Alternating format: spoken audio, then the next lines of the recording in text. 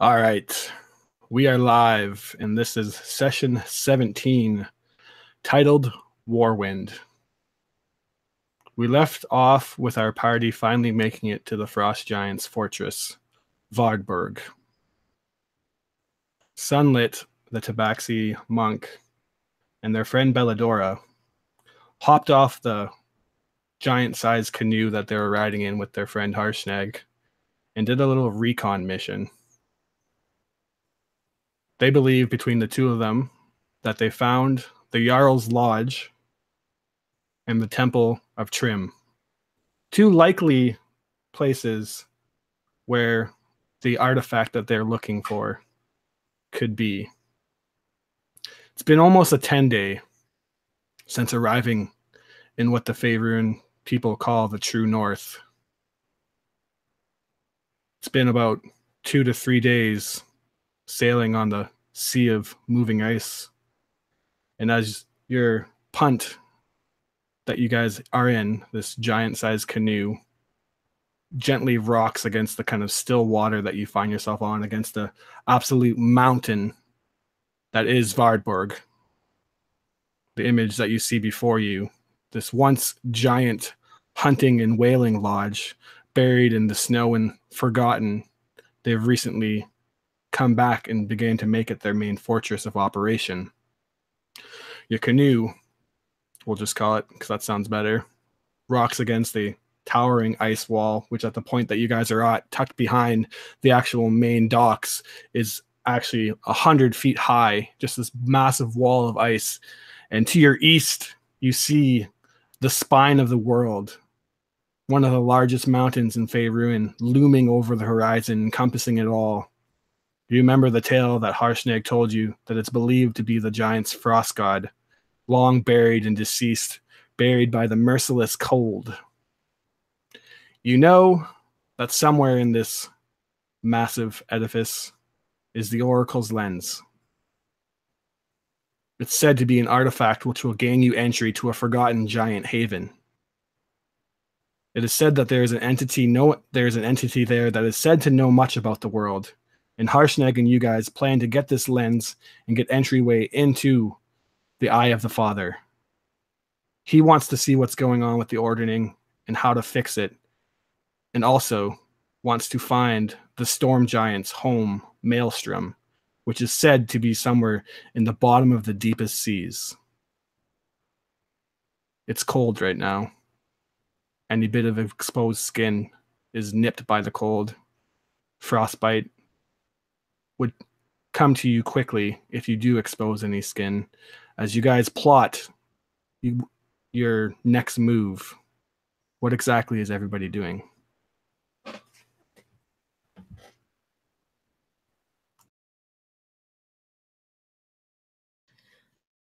I believe we left off with, I felt like Livy had mentioned that it would, if the few went in to try and retrieve, while the others stayed out to kind of keep watch for if the party, the whatever giant party comes back, and we can use flares, like some magic, to be like, poof, up into the air, hey, warning, we need help, or people are coming back.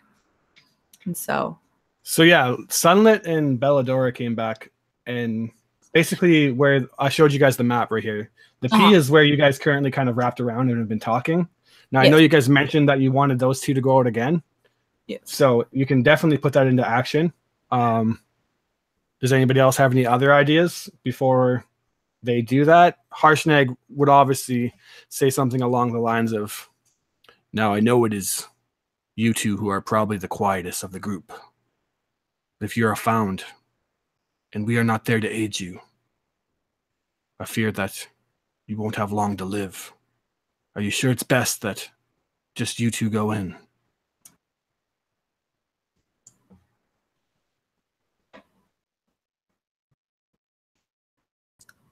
I could go with. What does Warrendale think of all this? As he sits there, his Tabaxi companion and Belladora, probably not the two most liked people on his list, but you've spent some time with them now. The thought of them going into this giant fortress alone. Does Warwind agree with this idea? I don't know if he'd necessarily agree.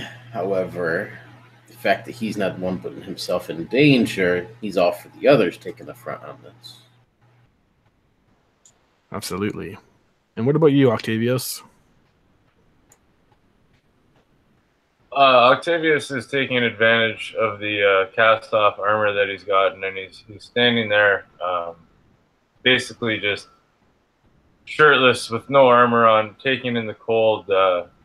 Still in this mentality of the more suffering that he accepts, the stronger he'll be. So he's just basically freezing himself there. But he doesn't like the idea. He's on edge. He's nervous. His hands are clenched and he's tense. He's looking at Sunlit and Belladora, hoping that somebody will speak up and say something about their safety and the fact that they probably need the whole group with them. But the real thought is me and Bella, I really feel that we can get in and out quickly. Don't you think so?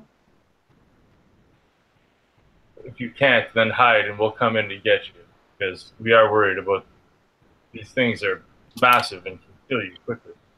Do you have any way to send off some sort of notification or something like that if you need us?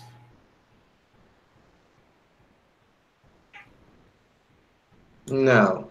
Belladora shrugs. I got nothing. I could shoot a crossbow in the air, but I doubt you'll see that. Livy's just like, none of you can do dancing. Okay, maybe I should go with. And she'll like demonstrate like she can do dancing lights and send them up. Well then, the three of us. Girl party. Hey, it'll be like a little shopping spree. Only we're stealing, and if we get caught, we'll be crushed to death. I'm fully aware of what that's like, Sir Bellador. Oh yeah, you got last time near-death experience. Yeah, sorry, I forgot about that. Hopefully we don't repeat. I fully know what that's like, Bellador. She kind of gives her a cross look. So yes, I don't think it's a terrible idea. We can Well, it's definitely a terrible idea, but we don't really have much. Being here is a terrible idea. It is an idea. We're going to execute it flawlessly. All right. I like your confidence, girl. Let's get I going. love your confidence. Octavius starts slowly back and forth along the punt. Octavius, did you say that you took off your Yeti coat or just your armor? Everything. Everything. Oh. So it is like so ridiculously cold here that you would probably begin dying in seconds. We're talking like minus 40. So if you're going to be naked, it's going to be a con save for sure. I don't know if you want to rethink that since we're like minus 40. I stand outside here in minus 40. I'll do a quick con save. All right.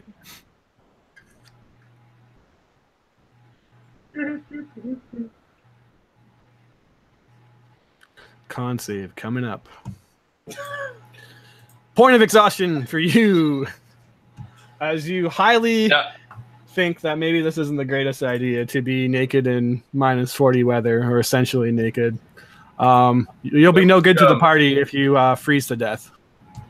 No, but so far it would be exactly what Octavius wanted. He would want that that initial shock and slight pain from the cold. So he would accept the point of exhaustion, and he would take advantage of the cast on armor again, put the armor back on, and wrap the Yeti coat, and he would accept that as a win. Absolutely. Sorry, I didn't mean to cut you off. I almost imagine it as you like taking on that pain to like hopefully take away from any pain that Sunlit or Belladora or Livy might come across. So maybe that's like a ritual that you do to actually like give them a safe voyage, I'd say. Does that make sense? Yeah, I could definitely go with that. So, with that said, Harshnag starts to paddle the boat back up to the giant's docks.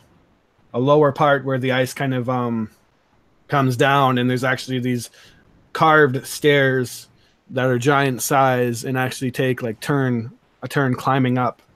For anyone without claws, it's a difficult terrain, but the three of you hop off.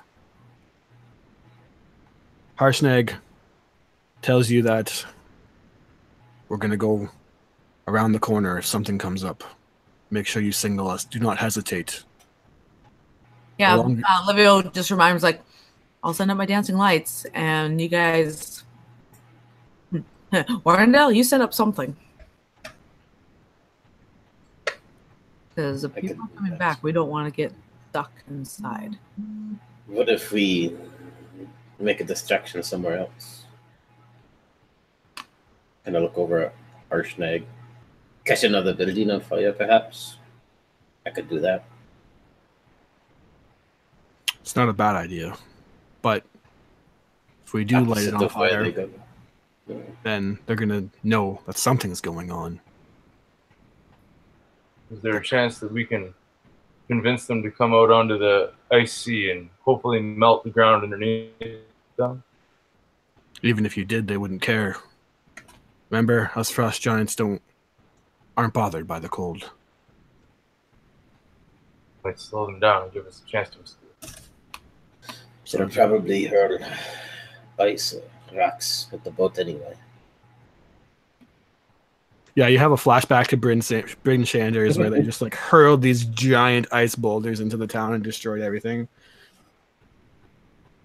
It's up to you guys, though. Is there any other icebergs out here that you could hide behind or anything like that? So the fortress itself is kind of like in the center of like, not necessarily the sea of ice, but the center of where you guys currently look. So there's water out all around you to about 200 feet. And then back 200 feet, pretty much in a 360-degree area, is the sea, like all the icebergs, again, flowing in different kind of currents. So essentially, besides this massive iceberg fortress, you're kind of just in the open unless you tuck yourself behind it. There's lots of like crags and nooks and stuff on the side of the fortress itself, and the walls are very, very high at most points, some even as high as 200 feet.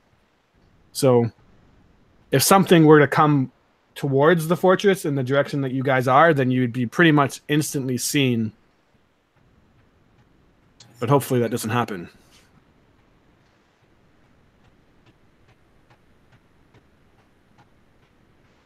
He's going to start paddling and drop you guys off of the dock. So you hop off. Any last words between the group before you go your different ways? All right. Then Belladora, Livy, and Sunlit. Let's make our first stealth check.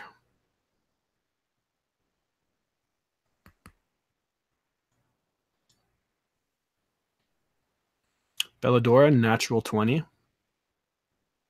I reshared the map, Corey. Hopefully you see it. Yeah, I got it.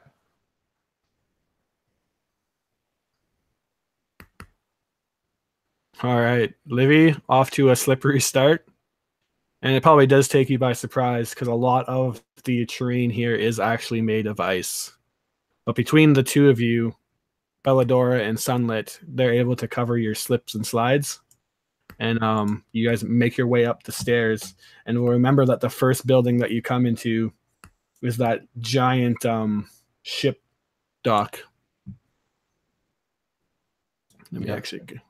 So where are you guys going now? You remember that towards the northeast is what you think a big temple may be. And then towards this west, across the chain that kind of blocks off the entryway into the inners of the fortress, you think is maybe a lodge-looking building. Mm-hmm. There's obviously a lot of other buildings too. If you're looking around, kind of, you would count about 2 or 3 other buildings that look like they're maybe not completely swallowed by ice. You're not sure which ones they use and which ones they don't, but some are definitely, you see, like completely buried in ice with no way into them.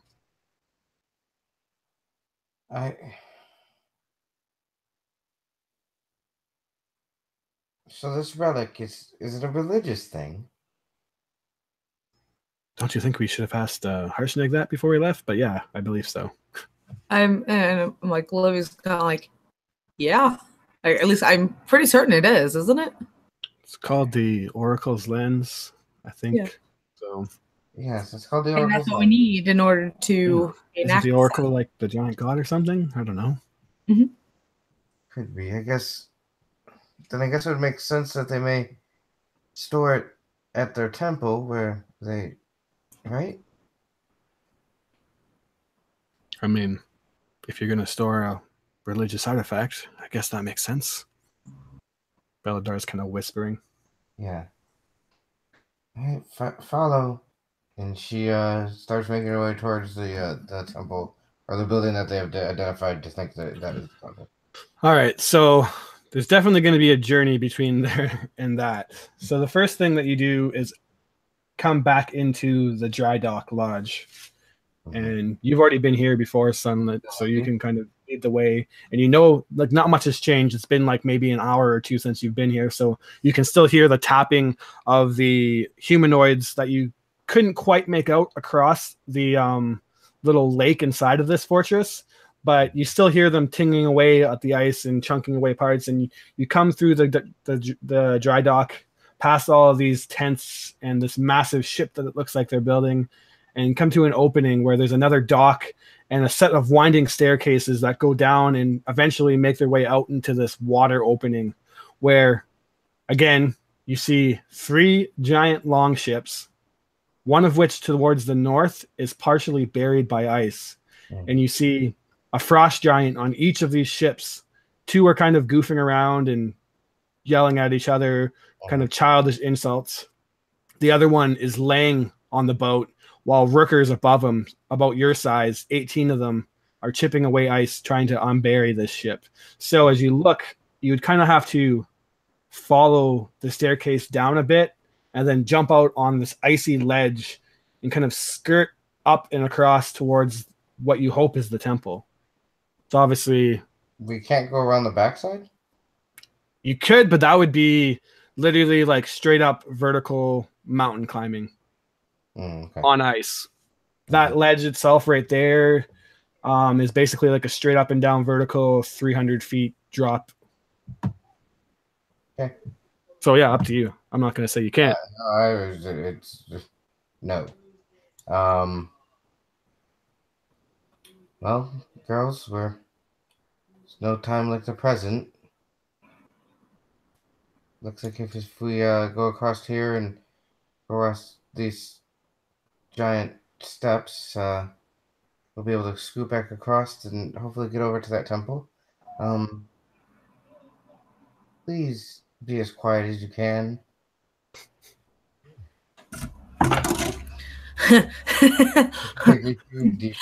Livy just goes, that's the plan. That's why I left my rapier back on the ship. Just like to avoid any clanging or clinking of things. All right. Who's going first? Belladora whispers.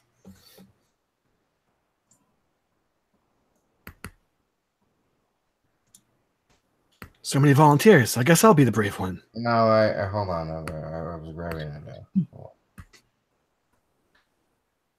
You guys are more trained at being stealthy than I am, and so I have a +7, so.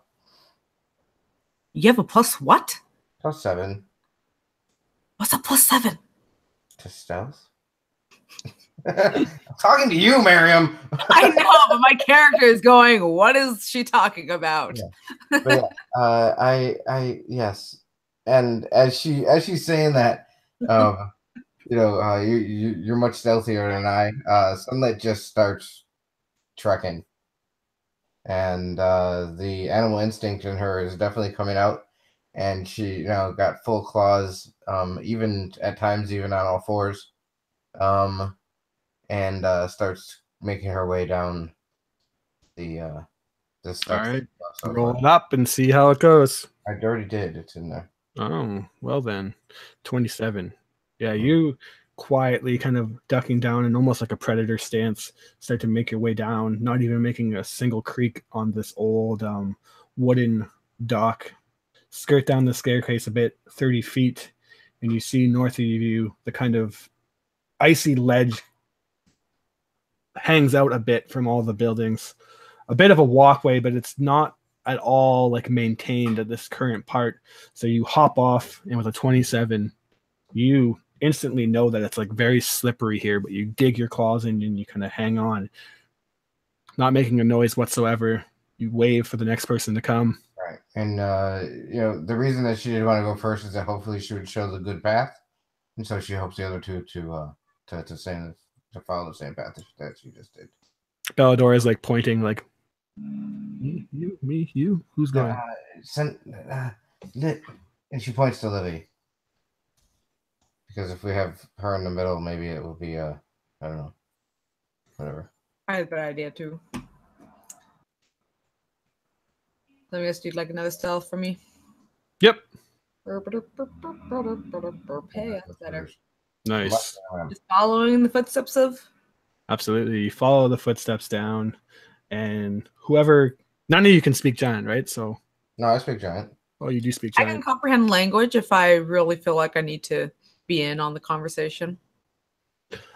All you hear, Sunlit, is one of the giants that are throwing ice chunks towards the other, which is basically the opposite direction to you, says an insult along the lines of, his mother's beard is bigger than your sad, pathetic beard, and you throw like that of a armless ape or something like that, the equivalent of a armless yeti. And then he picks up a big chunk of ice and hucks it across. And the snowballs that they're throwing are like literally enough to probably like just crush you if you're hitting them. But to them, it's like a fun game. And you see Livy kind of above the ledge, about like 10 feet drop, and she kind of jumps down and lands on the ice, and her feet momentarily slip, but she gets her footing really quickly, and you kind of grab onto her. I grab onto her and yell. What's the DC on this? And then Belladora makes her way also. Come on, Dora. The three of you. All right. It looks like they're not really paying attention. They're too busy talking about each other's mother and no arms. Yeah, I know. I can speak giant. Something. I don't know. It's very strange. Is that supposed to be insulting? I don't know. Yeah. Probably. I mean, cultural thing, I'm sure. All right. Next. You have about a pretty sizable walk straight up northwards, about, let me count here, 100 feet, give or take, of this icy ledge you have to navigate. Now, it's not quite narrow enough, obviously, that you'd have to like back against the wall, but it's definitely not like a straight, nice path. So, do you guys have anything you want to do as you cross it, or just like straight up going to go for it? Acrobatics. I don't know. Well, the one thing that Sunlight's going to do, she's going to definitely no,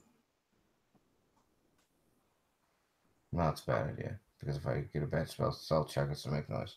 I was thinking that I may use my comma kind of as like a climbing tool, just to kind of hook into every time, but I think doing that is going to make noise, so that's a bad idea. No, she just gets herself together and gets up the fortitude and just pushes herself along. So will be another check then, as we're covering another sizable amount of distance here. The map probably looks pretty small, but in the grand scheme of things, I think each square is like 20 feet. So it's a pretty massive area. Yeah, she continues to lead the way. And you're having it eventually. All right. You start to go. Now, with an 11, they're not necessarily like actively waiting for someone to come, and you're 100 feet ahead of them. So you momentarily, your foot kind of slips from underneath you, and you fall to the ground and dig your claws in and start to like, this part of the slope is a bit, or this part of the ledge is a bit sloped. So you start to slide down a bit, but you chunk your claws in, and a little drift of snow kind of comes out over the ledge, which falls about 50 feet below towards where the boats are. Mm-hmm.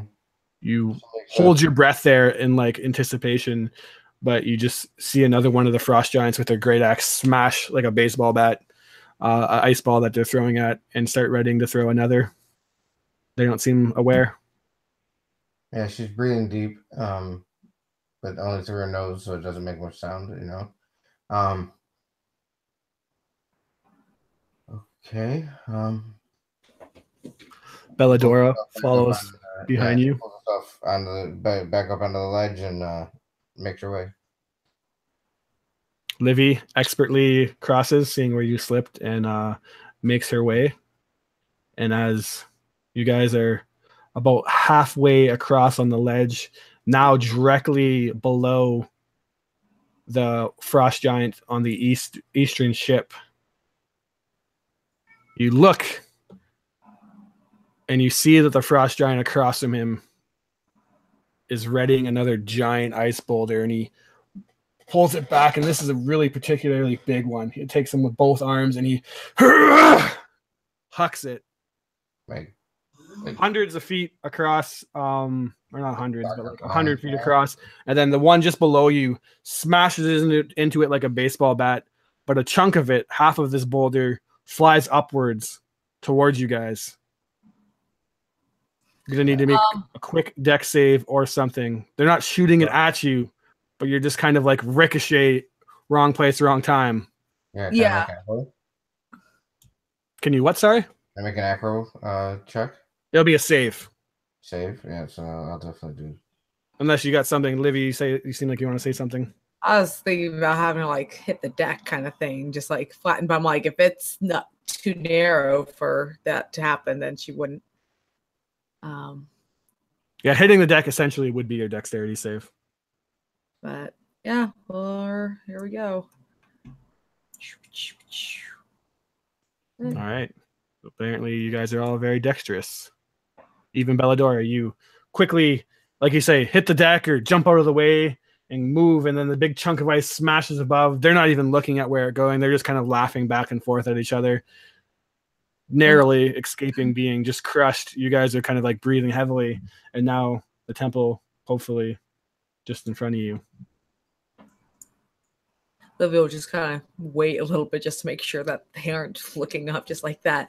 Yeah, exactly. Are they going back to throwing more ice chunks? Okay, well, let's just keep moving now. Yeah, Belladora's like, that was close. Let's get out of here.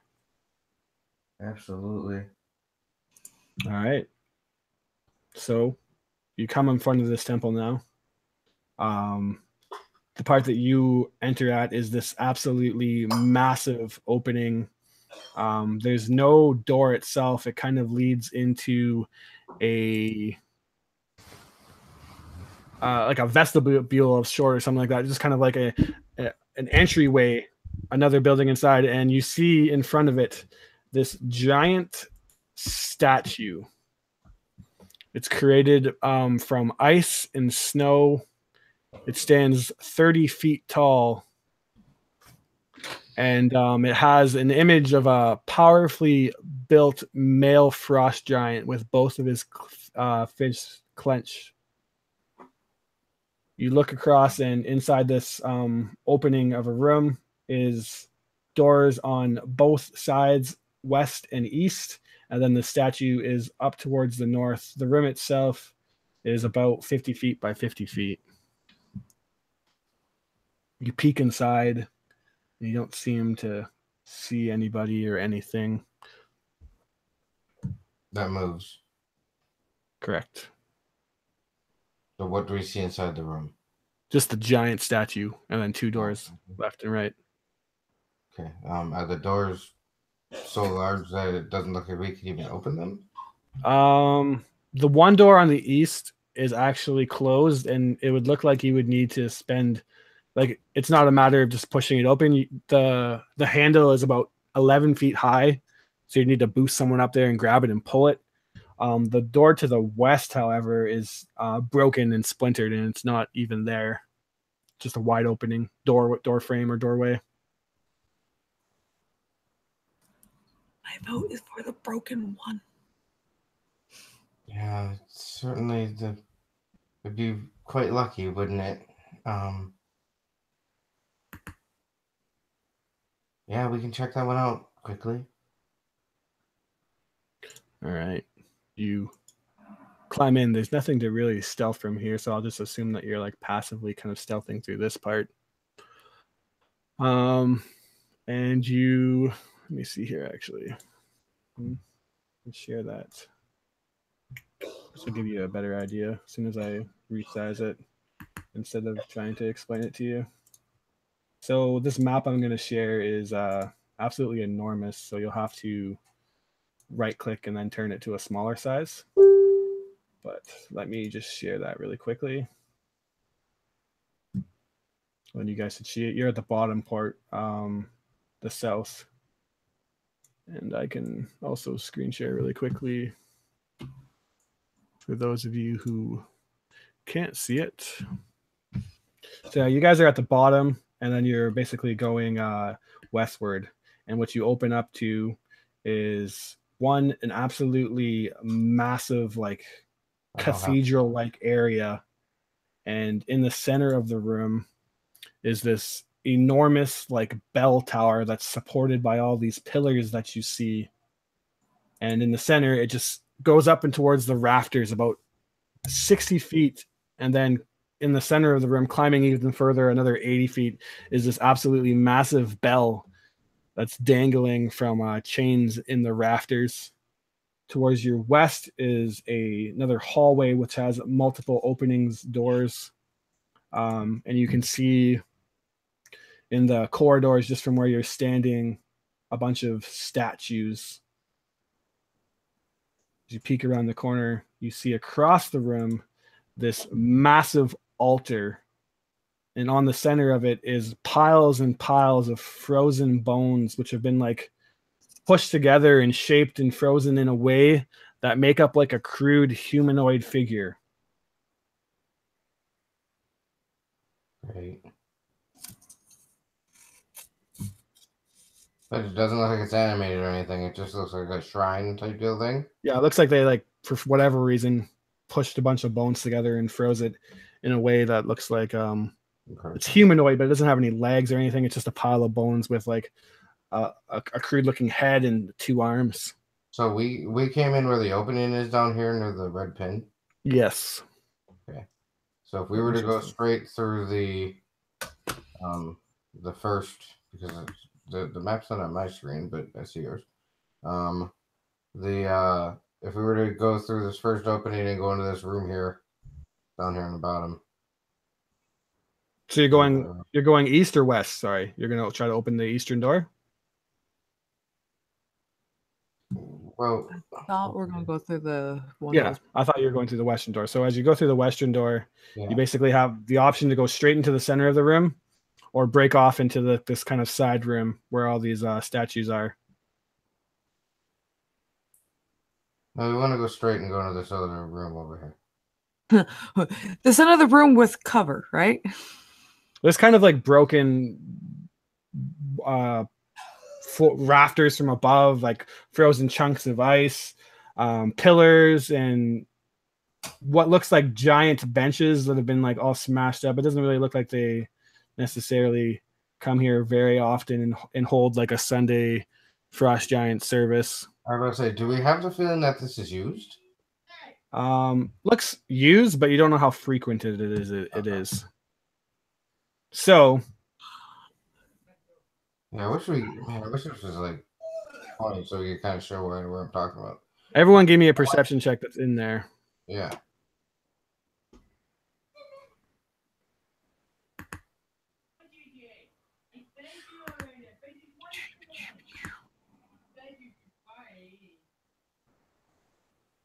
Where is that? That's this one.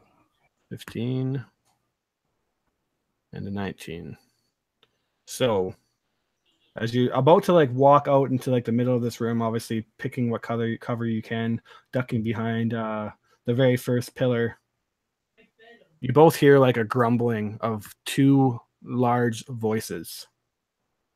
Sunlit, you understand that they're speaking in Giant. And one of them is talking about how ugly the other one is. And then they kind of retort back, "No, you're far uglier than I am. I'm the pretty one." Do the voices sound familiar? Like, No. you heard them out in the water. No. Okay. So she would certainly, well, obviously we can hear. Yeah. And she looked back to Belladora and she kind of shrugged because Belladora knows giant too. She knows that. And not saying a word, she would just say, kind of use maybe a little bit of hand gestures to say that we'd like to walk towards that room in the bottom. Right? We can get to that room. The bottom room? Yeah, that bottom right room. I mean, the bottom room in the center there with the red, with the red point and the star in the middle. That's the room that you're in. That's the room we're in. Okay. Yeah. Okay. Is there anything in this room? Just the statue. So that star thing is the statue.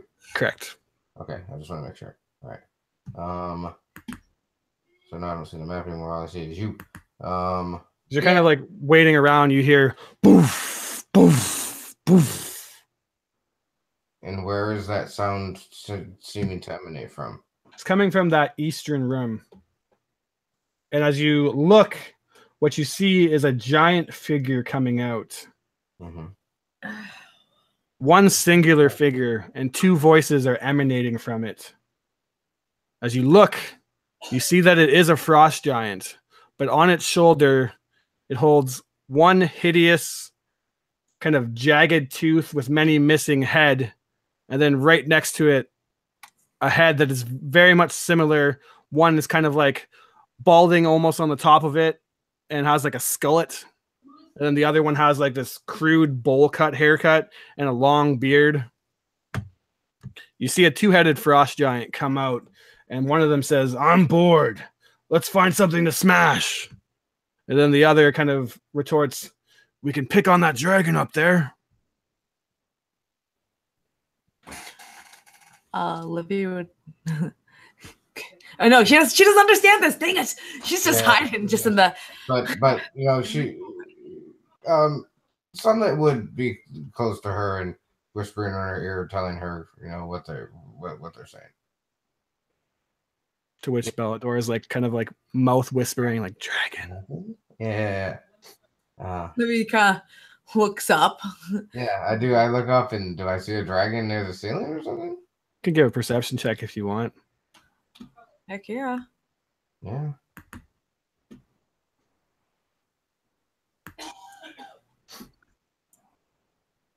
Yeah, I don't see shit. Even with a 17, you don't necessarily see anything, but you're watching the figure, this two-headed giant, and it walks to the center of the room, and it's carrying this massive maul in one hand and like a makeshift shield of some kind of animal skull in the other, and it looks up above into the center of the room where the bell tower is, and you hear it start to like call out, and then nothing really happens, and it picks up a piece of like wooden bench and hucks it up there, and it tangs against the giant iron bell and kind of bong, and then momentarily nothing, but then you hear a loud snarl. And then suddenly a whoosh, huge flapping of a wing, and this giant creature comes barreling down, a white dragon, and it comes charging towards the creature, just like roaring and squealing, and then momentarily, just before it comes descending down on them, it's yanked back by a chain, and a loud bong as the chain kind of bounces off the bell. So, are the others hearing this bell ringing now? Yeah, back to you guys. Give me a perception check, Octavius and Warrendale.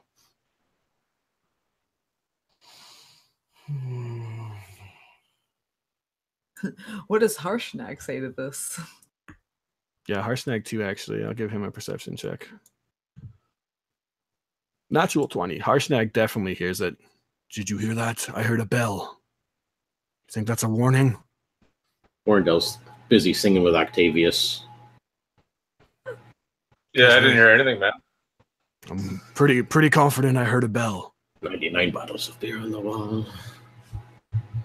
Sure, Do you think it's our friends? I don't see any lights. You're right. We have to give them the benefit. All right. Hey, to give him a chance. Livy I thinks. could blow up a building though if you want me to. I mean, you seem like you really want to blow up a building. Oh, I do. Your spells must be very impressive to blow up a building of this size. We pan back to the group who now sees this large adult white dragon restraint on this giant chain, and it kind of comes down momentarily, touches down towards the ground, actually landing on it, but then is just out of range. The giants obviously knew like what kind of rope or chain that they had to deal with, and they're just kind of taunting the thing. Livy, I think, would whisper over to Veladora and Sunlit and just like, suppose we were able to break that chain.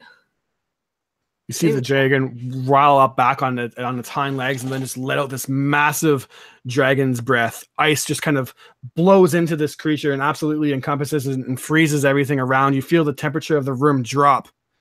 And then the frost giant just kind of stands there and slaps off a chunk of ice and kind of laughs, not even fazed by it.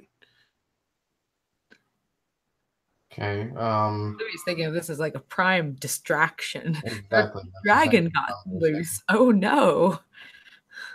Same thing someone is thinking, but at the same time, they seem to be preoccupied with each other. There seems to be enough wood and so on and so forth around here to maybe take cover. Okay, so Be careful of that. what room did this two-headed giant come out of? Came from the eastern room. And that's the one that the door's broken on? There's basically, well, you wouldn't necessarily know, but you see the main opening up into like the cathedral like area where the bell tower is, and that's where they came from. Okay. So you don't necessarily know how many doors are in that building because you can't really see in it or that room. All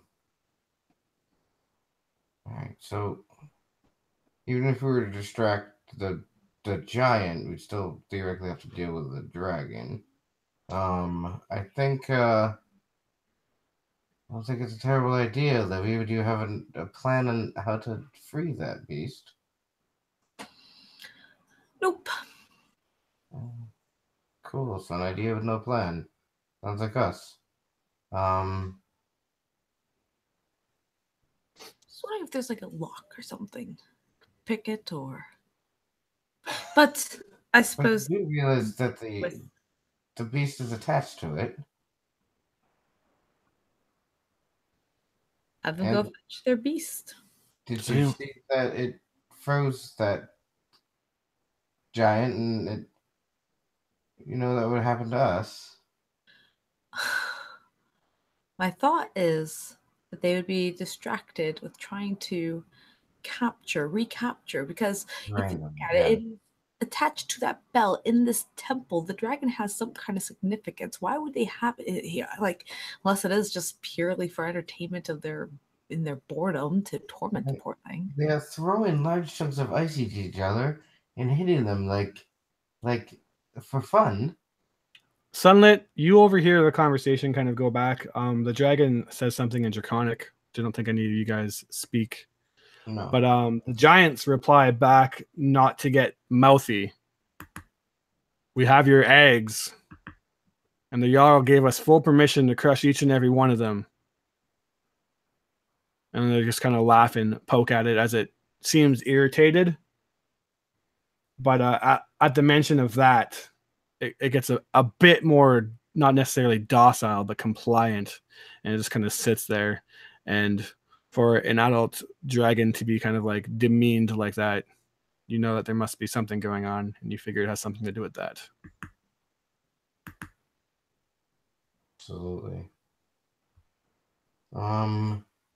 Yeah, it's. You also remember dealing with the ancient white dragon, Aviatura's, back in the hills, and she mentioned something about them capturing her kin. Yeah. The frost giants. So. Mm-hmm. So, do you think this might be the daughter or something of that dragon that we didn't really kill it, but was eliminated? Maybe? Who? Why does that matter? Well, it's they seem to have this dragon's eggs under hostage and are using it as leverage against it. Weird. Okay. Yes, very weird, but are we going to just sit here and I watch this don't. unfold, or are we going to look for something? I mean, yeah, we certainly should do a little bit of investigation around the room. I do believe that they are pretty much engrossed in each other. So we could sneak around again. Feel like my luck's gonna run out eventually. Bellador says, Sunlight, you have claws, don't you? You're a pretty good climber. Yes, this climbing is a kind of something that Trebek to do. She points up, and you see that the pillars that are all across the room in symmetrical kind of order lead up to a bunch of wooden rafters 50 feet above. The lodge itself ceiling is like basically reinforced by all these wooden pieces of wood that go across. Picture like an old wooden lodge or something like that. Yeah, like inside of a barn or something. Yeah. So how far is that from the top of the giant? So the giant is about like 20 feet tall, and then the ceiling goes up to about 50 feet. Okay, so 30 feet between that. Is there a path that she can see that she could take that wouldn't put her so close to that dragon? Yeah, like basically the dragon is chained to the bell in the center of the room, and it looks like it has about maybe 80, 60 feet of chain. You can basically just go to like the corners of or against the wall and skirt by it. That's pretty high up even for the giants, and you doubt unless you're doing something pretty ridiculous up there that they're going to notice you. Yeah, she loves that idea of trying to sneak across and do things like that. I do get advantage from that, so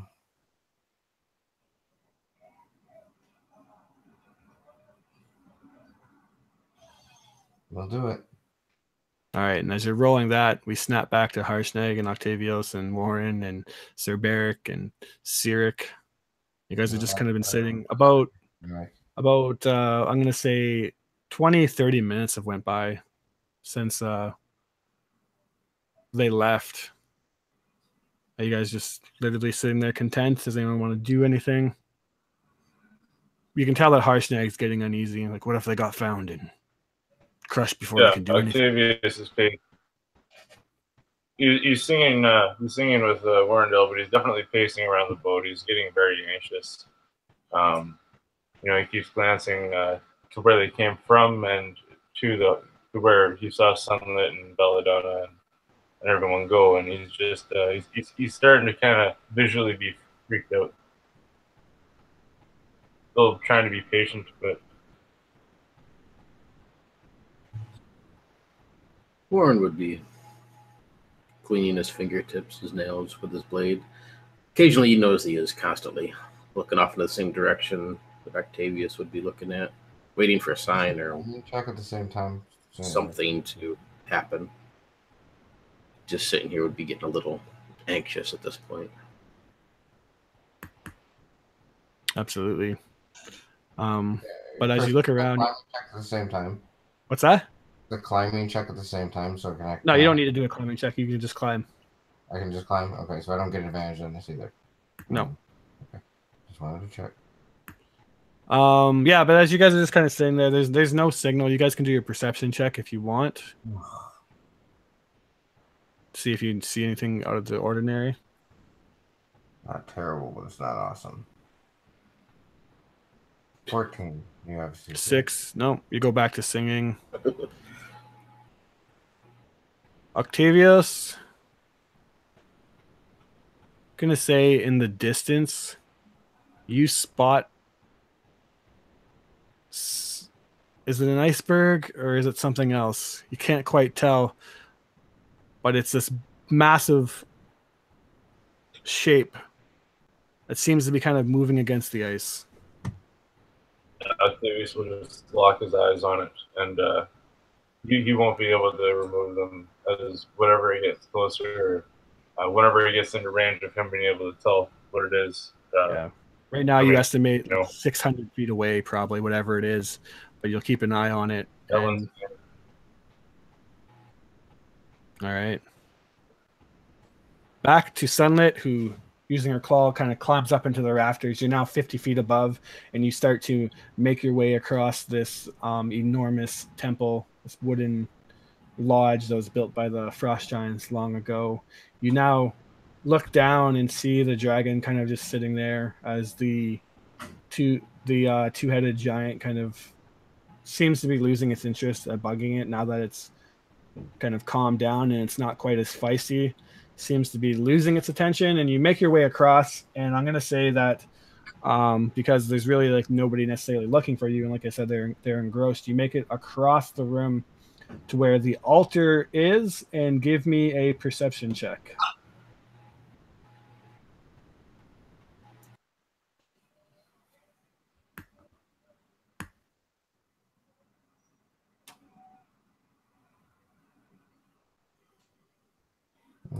For some reason, I'm looking for it in the Google Hangout. And like, where's it? Yeah, that's not horrible for you. Yeah. 18. This 25-foot bone statue is holding something. So its arms are basically outstretched like this, one of it. And hanging from it is this pretty large talisman-like necklace. And then with an 18, in the northeast corner, you see a frozen mound of treasure. Probably the largest pile of gold and wares that you've ever seen. Some of it kind of spilling out from the ice itself onto the floor, and then even more of it buried beneath. There must be thousands and thousands of gold and whatnot in that northeast corner. You also see trinkets and chests and all kinds of crazy goods in there. It's hard to make out being this high up. Yeah. The nice thing about that is she's not a material girl, and you guys know that. So she kind of does lock eyes onto the treasure for a moment, and just shakes her head and looks back to the talisman, and it sounds like what Harshnag explained what it would be, doesn't it? Yes. Yeah. Now there's an interesting predicament. The talisman itself is pretty large. But we were also told that once we were to hold it, it would resize to the size of the person. True. Give me a Arcana check. Yeah, that's not really a thing for her, but see how much you know about magic. Who? You know that magical religion, which is the way that I got that. Yeah, you know that magic items do have an ability to like change to the size of its holder, but you also remember hearing through your studies at the temple that you shortly did that it takes time to basically what they call attune to an item. Yeah. It's not a matter of picking it up and then it just instantly shrinks to your sides. So the talisman itself is about the size of a giant's necklace. So you could carry it, but it wouldn't be like something that you just tuck on yourself. It would be cumbersome, I guess. Yeah, absolutely. So all right. I would like to go over some above where the treasure is. Yep, you do so. What does the room look like in that area? Like in that specific area, it's just a corner of ice. And okay, but what does the structure look like in that area? What she's thinking is if she can create a very large distraction that I'm sure that the giant will find that he needs to fix very quickly if I'm able to make that treasure move. Maybe fall out of the room. It's reinforced by giant size wood, I guess. So I don't know if you have. So it's not like this part of the room has been destroyed at all or anything like that. No, the structure itself is not destroyed there now. Okay. So it's just ice and wood, basically. All right. What are the two-headed giant and the dragon doing at this point? Just kind of having a standoff now. Not necessarily doing anything. You can tell it's trying to like agitate the dragon more, but the dragon just doesn't seem to be doing anything. All right. And what is their orientation to me? Southward towards you. So they're about. Are they facing towards me? Facing away? They're looking at each other. Looking at each other. Now, would I still be in the line of sight of either of them? You're not in between them. You're up to the north of them. Right. But you see what I'm saying? So if they're south of me, is the giant going to see me if I was to climb down and try to get to where that talisman is?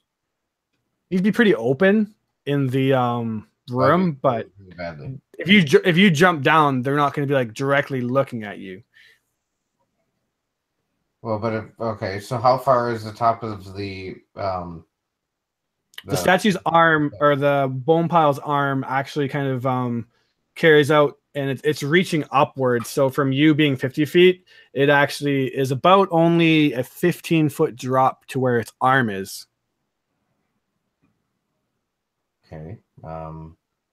That does that look sturdy to her? Yep, frozen, pretty solid. Okay. What about going on maybe the body and then climbing up to the arm? That would work too. A little more of a drop, about 20 feet. Okay, so it is closer to the arm itself. All right.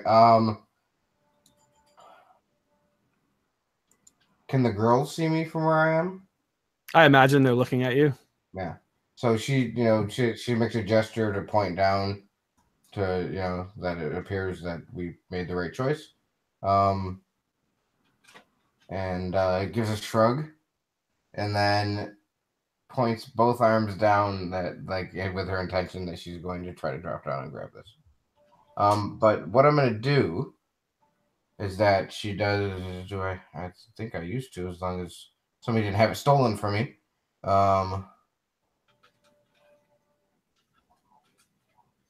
I do have rope. Okay. So I am going to tie rope up, onto the rafters there.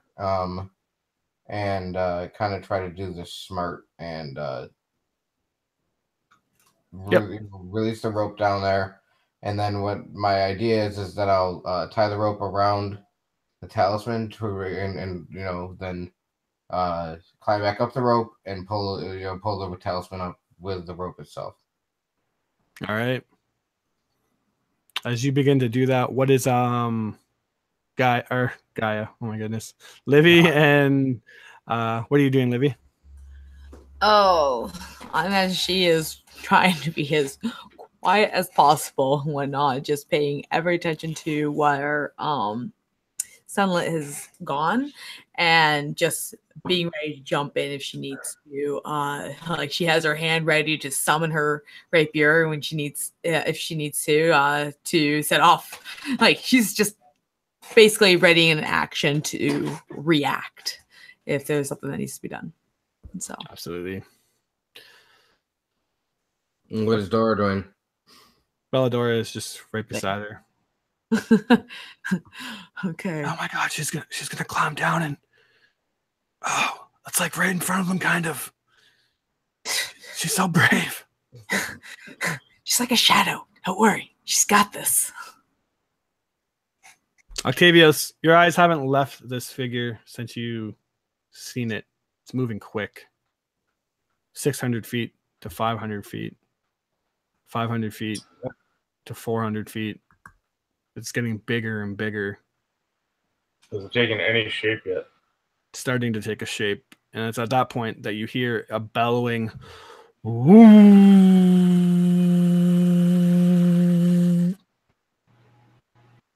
I would immediately suggest to our giant friend that we steer the boat out of the eyesight of this oncoming thing, and possibly, if we believe the girls are in the temple, go around to that side of the island and wait for them.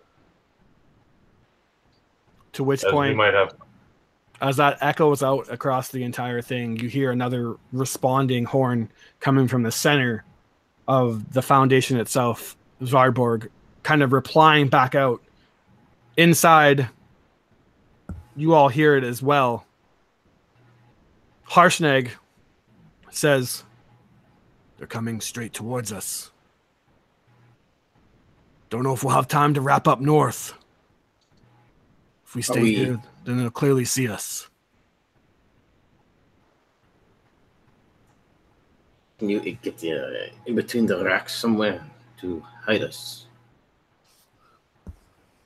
Is it like craggy around the outside of it, or uptight against the iceberg? So you guys are kind of wrapped around the east side of this fortress. I don't know if you still have the map in front of you. It is actually coming head on from the east. So you're basically just up against a eastern wall.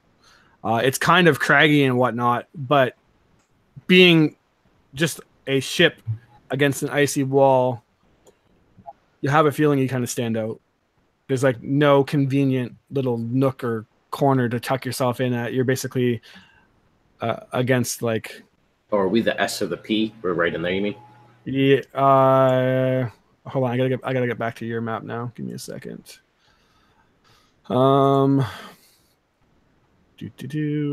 Should have had this opened. So I didn't actually move you guys, but when they went back inside, you are the P, but you're kind of right there. Okay. And it's coming from that eastern side. They're gone inwards. Okay. You lost track of them, obviously, but. I was about to say, yeah. So we're here, right? We're under this one. Yeah, you're the S. Yeah. So I'll look over at Harshnag. What is it? Is that your brother? He looks, and he says, whispers under his breath, "Krigvind." I did not know him. Which translates to you in giant, Octavios, as Warwind. Next up. It is my brother's ship. Shall we climb the iceberg? Don't see other options. Will he be taking it inland into the inside this place? Yes. You're asking him if he's coming in? Yeah, it seems like he is indeed sailing right towards you. And Octavius, now that it's like 400 feet out, what you make out is this absolutely enormous long ship. And it has these massive sails on it. And it's just like barreling towards you guys at a rapid speed. Both of you give me a perception check. And then we'll jump back to you guys in the temple. Hold on, I gotta move this thing on my way to find my sheet. Perception, you said? Yep. Oh, yeah. I'm blind as a bat. Octavius, not only do you see this ship, but attached to it via a chain of some sort appears to be a large dragon that is pulling it also. Oh. I would definitely mention that right away to our friend. The dragon is pulling the ship? Not necessarily pulling it, but attached to it. It has the wind on its side too, but it does seem like it's pulling it, and then the wind is kind of taking it too. Is it white? Yeah. Crazy. I've never seen anything like it. It does look like it's actually pulling the ship through the ice. You can count out giant figures kind of standing on it, doing different tasks on the ship. It's a frightful amount, probably. You're counting already over 10. I really think that we need to find somewhere else to be before they see us, if they haven't already. So Harshnag would tell you have two options. We really risk it, and we try to sail the hundreds of feet northwards and wrap around, or we actually go the shorter distance southward. We can park on the docks and make our way in and hopefully find them, or we can wrap around southward and hope that they don't see us coming out. It's up to you guys. Well, they will be going inland or within the center of this place, right? So why don't we drop this chain as they decide to head in? Wouldn't that stop the ship? That's what it's for. The chain is already across. So basically, there's no way that the ship would get in with that chain there. You would presume that it's already kind of blocking it off. And it's at that point, actually, no, you wouldn't see it because you're still wrapped around the cliff. But yeah, so it's a decision time. Harshnag says, which way are we going? I think north. I think Warren's right. They will be going into the center. Maybe we should get away from that gateway. But I've been known to be wrong before. Yeah, I believe north is probably safest, but... Harshnag says, I think they'll see us if we go north, but it's your call. Are we still right next to the steps that they went up? Can we climb up at? You can wrap the boat around towards the dock and then park it. There's a whole bunch of like punts and other smaller ships already there, and then run up. Or you can carry up north, which each square you're already bigger than you already are, but each square is 20 feet, so that's like hundreds of feet north you'd have to go. And then, can I give a suggestion? See, but I'm not there. You're not there. Yeah. So I'll look over at Octavius. What if we go down with the other ships, park down below? We can easily hide within the ship, all of us. Harshnag, though, I don't know, but perhaps climb up top of the berg. I don't think it's best to try and sail you one way or the other. You're right. If we hide, maybe they'll go past us, and then we can go up north and get our friends. Aye.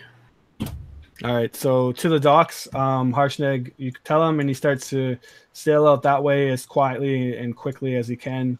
You drift through. Go ahead. Sorry. Is there anything large tarps or anything like that that we could possibly cover Harshnag with? Or give me a perception check. Could lay down or swim down under the boat. Understanding what Warren's saying, Octavius will look as well for anything you can find, but he doesn't seem to. Warrendel's not finding anything. Is that your perception roll too? Yeah. Yeah, so neither one of you are finding anything that looks like convenient giant-sized tarp, but you pull up, and I'll jump over to the other guys really quickly. You two hear the sound of some kind of warning horn or something like that. It just echoes across momentarily. You feel it kind of rumbling inside your stomach. It's so loud. And then another one replies back, seemingly coming from this fortress itself. You hear the giant, those of you who can speak Sunlit, mention that the Jarl is back. I wonder if he brings the ice that never melts. And then the other one says, all I really care about is a whale. Hopefully they got a whale so that we can eat. To which they start to argue, like, no, the ice that never melts more important. No, a whale, I'm hungry. Either way, the Jarl's here. We should get ready. Next all of that would kind of look at Belladora and then look like we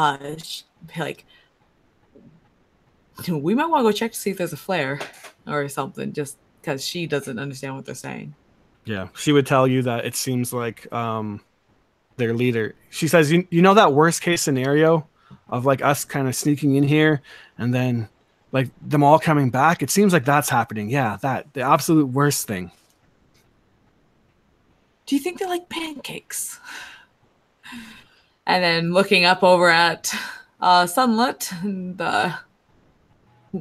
try to like signal that we should go. Sunlit, what are you doing? You're like, I imagine midway kind of climbing down, and then you hear that horn, you just grab onto the rope and you're just there like looking like, oh shit, they might have seen me, but they're not paying attention. What do you do? She she's rather strong and so on and so forth. So, hanging there for a bit is not a problem for her, but she kind of looks over and just smells. I gotta finish this now. And she climbs down onto the hand. Climb down onto the hand. Mm-hmm. You're there. You see that the bone itself is, or the bone arm with ice. You're kind of sinking into it. Luckily for you that you went, you have claws, so the ice is much more manageable than it would have been for anybody else. But it's still cold, and you reach and you see that this giant rope, which is about like hand size and thickness, is frozen into the giant's hand. Now, not so much so that it's like unmovable, but frozen nonetheless. What do you want to do? I'm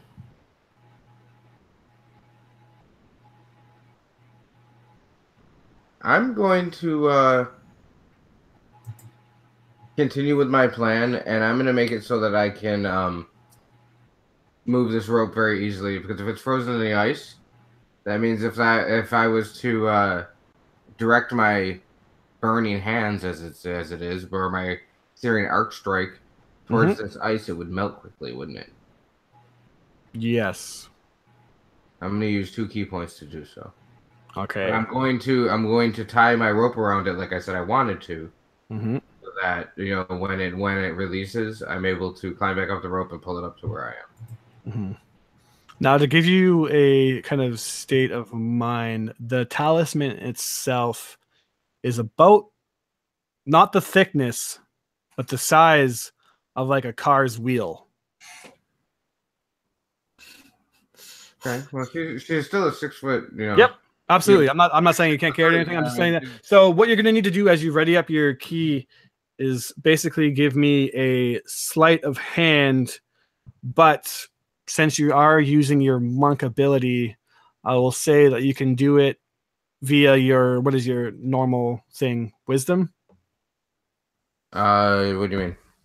What does monk use? Monk uses wisdom as their modifier? Like your spell casting ability or whatever? Yeah, I believe so. Let me make sure. Just so I don't screw that up. Yeah, I'm pretty confident it is. It is. It just tells me to use a key point, so I don't really know.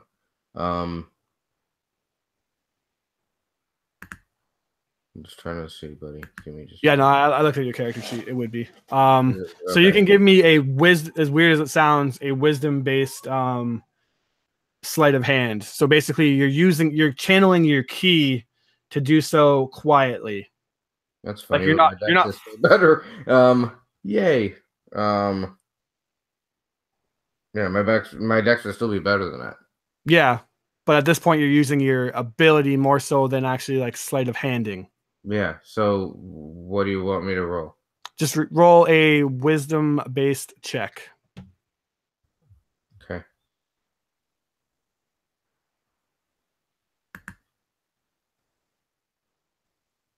So not a saving throw, just a wisdom check. Yep. You start to quietly heat up your hands. And as you do so, it works and doesn't make a noise. But it's much harder than you thought to concentrate in this way. It's much easier just to let it all out at once in a big kind of flash or flourish. This way, with the roll that you rolled, it's taking longer and your hands are just slowly kind of heating the ice and very slowly melting it. Right. And it's not something she's done a ton of times, so maybe. Yeah. It's challenging. It's challenging for you to like do it in this way. It's not so much challenging to just like pull it out from you and fire it off, but to like have this much control of it is definitely not an easy thing and a new experience. So it's starting to slowly melt. To which point the dragon, now that it's heard the horn, kind of starts to flourish its wings or flap its wings, and it pushes itself back up and starts to fly up into the bell. Not paying attention to me. You swear that it makes eye contact with you. It sees you, you think. You're just feel that dropping feeling in your stomach. Yeah. But then the creature tucks itself up into the bell.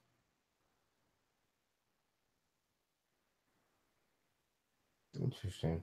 The giants, the two-headed, I call it giants, but giant starts to ready itself and starts to go around and walk, to which it is going to start to do a perception check.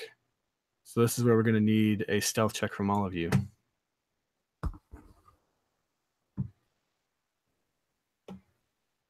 I still get to roll stealth. Yep. Stealth check from all of you guys, and Belladora and Livy. And you.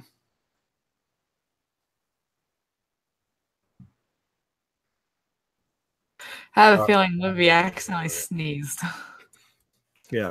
You're getting like a little cold or something. Being out in the winter for this long, you sense that you're getting like sick, and you just kind of achoo. To which you hear, what was that? But to you, it sounds like blah blah blah blah blah because you don't speak giant.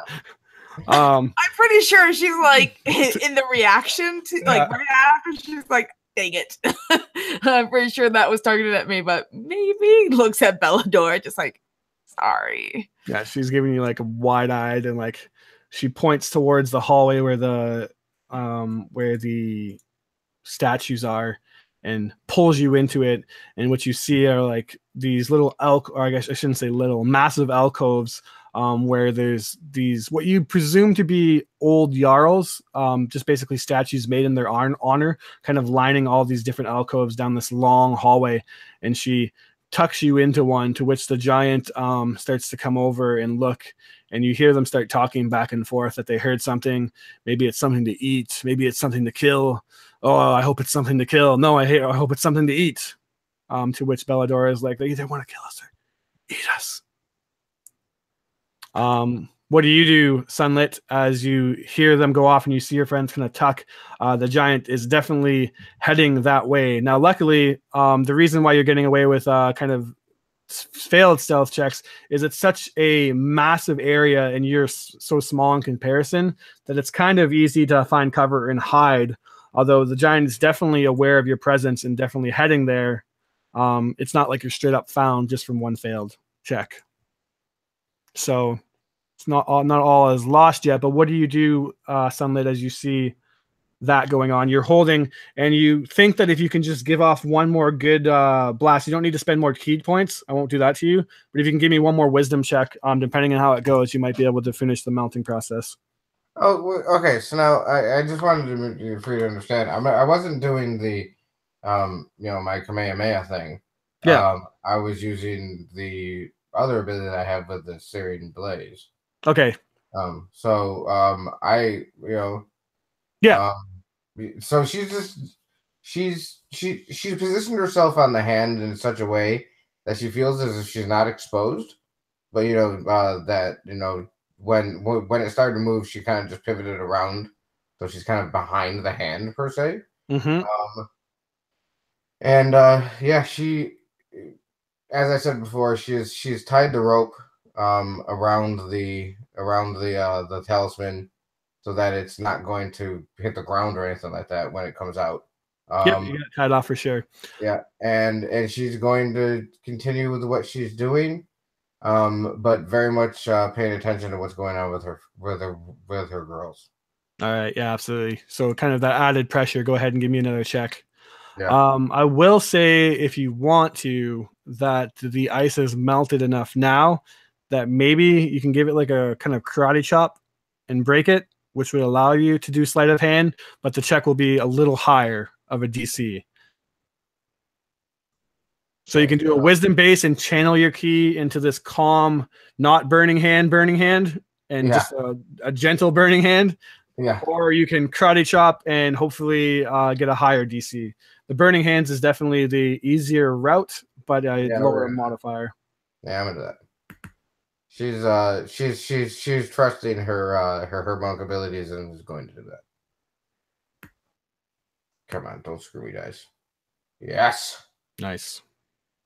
it melts, and you do so with such precision that it's more of like a gradual kind of, the rope slides away from the ice and it doesn't break off or anything. It just kind of gives away, and gently, instead of snapping off, you feel the weight transition from the giant's hand to the rope that you have tied to it, which you did do a decent job enough tying. Now, the talisman itself, as you start to pull, seems like it weighs about 30, 40 pounds. Okay, so which isn't a big deal. Is she's actually going to climb back up the rope to where the rafters are, and she's going to start pulling it, hand over hand. Yep. Up to where she is. Absolutely. And I'm going to say that 30 pounds for you isn't even really an athletics check. You're in shape. So it's just like, takes a couple of minutes. Back to the boys in the boat, though. You pull up to the docks. You basically park the ship, throw the rope over, and you're looking around, tarp, something to cover up this sore thumb that is Harshnag. Absolutely nothing. The boat now is 300 feet away, and you're able to see it pretty clearly now. So you have a feeling that if they're looking, they're going to also be able to see you. So it's time to figure out what you guys are going to do, and it's going to be something that you're probably going to want to do quick. Harshnag's like, what do you want me to do? I'm too big to just lay down in this thing. Jump in the water? Wait. I have an idea. Keep going. As he kind of slows up next to this dock or whatever he warns. No. The next dock. I want him to go over on the left-hand side of the first dock, as far over before he actually go into the alcove as he can. Okay, he does so. He gets over to there. And I'm assuming those are docks, so there must be stairs probably leading up the iceberg. Yeah, so that's the stairs that Sunlit and Livy took up. They're giant size, but there definitely is there. Ice-carved stairs. And looking at how fast the ship is coming in, like, do I have like 30 seconds, or do I have like 2 or 3 minutes, or before it actually some kind of idea? Before it gets to you, yeah, you have at least like a couple minutes still. Okay. 2 minutes maybe. Octavius, do you have any oil? Yeah, or I don't know who else is down in the Cyric or whatever the other guy's name is. Oil. Anybody oil? Yeah, and Octavius would hand him 2 flasks of oil. All right. Another question for you, Chris. I'm assuming they probably dropped the chain then so that he can come in? Yeah, now that you're over here, you look over, and coming out from that western building where the chain is connected to, not the one where the dry docks is, but do you see 2 giants come out kind of watching? One is like standing on the edge looking out, and then another is going to like a wench-like system and reeling the chain. All right. And that big thingy inside of the donut, I'm assuming, is ice that's kind of going over top of the... Correct. Yes. All right. Look over at Octavius. I think perhaps if we can get up there, we're smart enough. We want to be seen. Harshnag, perhaps you can swim in the water and hide under the boat or something. I don't know. You do something. But Octavius, you and I, if we can get up there, we can let the ship come in. I bet you I could shatter that ice. Let it fall down on the ship. It'll be a good distraction. I feel like destroying something. Well, wouldn't it make more sense to shatter it after the ship's gone inside? That way it might not be able to get back out. That way we'd have more time to drop it right on the ship. Perhaps. Yeah, well, you know what? And Octavius would be so enthralled with the fact that at least there's something going on that he would be so involved, he'd just follow whatever Wendell wanted. He'd be like, let's go. Let's move. So that'll be my idea. If we can get up there in time for the ship, I don't know if we're going to need a stealth check or if those other giants are paying attention or not. They're not necessarily paying attention, but that's a pretty sizable amount of distance to cover in 2 minutes. So I'm going to say that's probably your call. A stealth check and be slower and risk not necessarily making it, or an athletics check and run for the hills and make it, but you're not necessarily being as quiet. I think we should just make run. What's the most they could do? Come up there and battle us? Then there's even more chance of cracking the ice. Throw boulders at us, it's more chances. Who cares if they see us? Let's make it interesting. And Harshnag's like I have to jump into the water and oh, that sucks. And he doesn't look impressed by the idea, but he doesn't really care about the water. It's more just demeaning for him. So he kind of rolls off into the water, and you see like his beard's kind of like floating in the water, and he just looks like super grumpy about it. And I feel a little sad. I feel just to picture his puppy eyes looking up at us as he's popping in the water. Right. Just let the ship go by, then maybe you can like hurl rocks or something at them, or I don't know, make yourself busy. Just wait until he gets by first, eh? Yeah. He will warn you that the Krigvind itself is the fastest ship on the waters. It has a magically enchanted flag, which gives it supernatural speed and abilities. So don't think it'll be necessarily the most easy thing to just take down, but I do like your idea. Now go. And you see his beard like kind of descend into the water, and then a couple bubbles, and then he goes underneath the deck, and you see his head like pop back out underneath the dock, and he's just kind of looking at you guys. I'm sorry, my friend. Athletics check is up for it. I would say we just run as fast as we can. If we can get up there, we can just dump this oil all over. In between my spells and I don't know what spells you might have on you, like Thunderwave and stuff, just beat the shit out of this as it going by. If it goes in, we can block it in so it can't get back out, or if we hit the ship, hey, that's just a bonus. Yep, so give me an athletics check if you want. Sterberic and Sirik are going to say that they think it's better that maybe just you two go, and they're going to just kind of like hide in the ship. It's easier for them to hide. So they just kind of duck underneath and say go. Like with the four of you running and Cerberic's and like heavier armor, you doubt that. Got like 50 windows open. Let me get to my sheet real quick.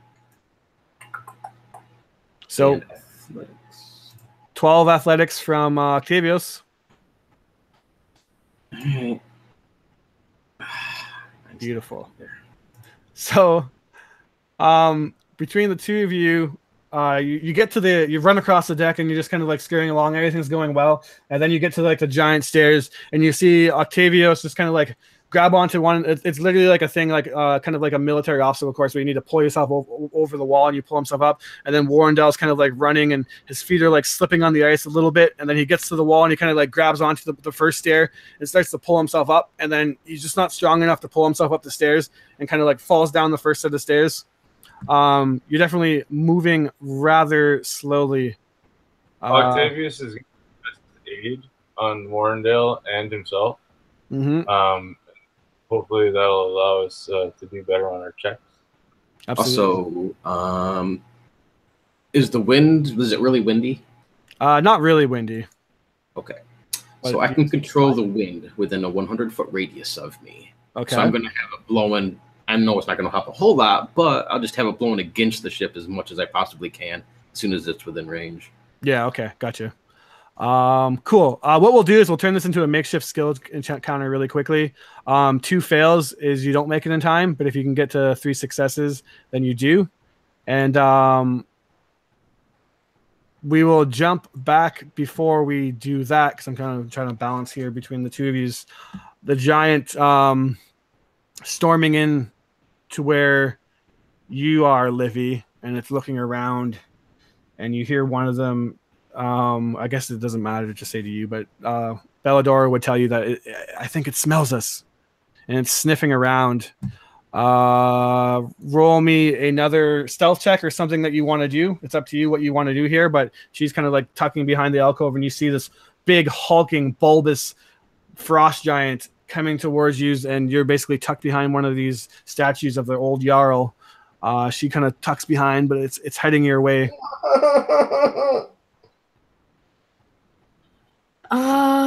Well, she's definitely trying to tuck too, but she's gonna try her best to also not necessarily drag Belladora down, in the sense of like Belladora goes one way, she goes the other, like to utilize the most space and whatnot, and to try and split so as to not both of them get found. Okay. So you want to go which way, Si? So from how it sounds like there's multiple like alcoves or whatnot. They've ducked behind one and there's still like a few options, or like, okay, she slipped around this, I'm going to slip around the other. Yeah, so to simplify it for you, we will say that, oh, that's really tiny. You are the 0 on the map. Okay. And we'll say that whatever this token is that I still have is the Belladora. So you're kind of like tucked behind here with her, and then the giant itself is just in front of that doorway. So right here, coming towards you guys. Is there any way of like shimmying up? Like if she were to hands and feet or feet and back to wall, like shimmy up or something if they're to like try and climb up high? Yeah, you can climb, definitely. But in the grand scheme of things, this giant is like 20 feet tall and the statue is also 25 feet tall. So you're still kind of level with it. Yeah, inconvenient. But up to you. If you like, do you want to hide? Do you want to climb up and? She'd be working on the hide in the sense of like, if hopefully they can utilize that statue to like, if the giant were to look around one end to like try to scurry to the other side in the hopes that they don't be seen. Okay, give me a stealth check. Another one? Okay. Yeah, it's coming. It's literally coming right towards you guys, and you hear it like sniffing. At 20. This girl. I'll take a 19. I'll take a 19. Nice. Now all I gotta do is not block like it. holding her breath and just like, I'm not gonna breathe for like the next minute. Don't block it. Oh. Are you standing near Bellador or away from her?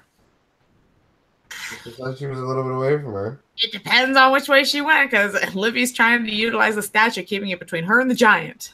Yeah, so I'll say that you kind of like shimmy your way up a bit and tuck yourself on the base, and she stays down low. And you hear the giant kind of like come over and it starts to look around, to which Belladora slips trying to climb up the base and knocks over a little bit of rubble, to which and it looks around and direct eye contact with Belladora. She's just like, totally lost. Any directions on how to get out of this place? To which the giant okay. Go ahead. I'm like, okay, Livy would like to use her dancing lights and position them like right in the giant's eyes. Like right there. Boom! 2 bright orbs just in its face. Absolutely.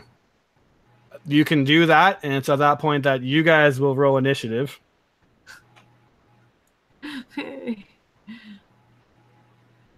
I'm sorry, Bellador rolled a 5. Actually, a 2 plus her stealth. Wonderful. It's bound to happen eventually. Yeah. So what am I doing Sunlit, you have the locket completely up to you now.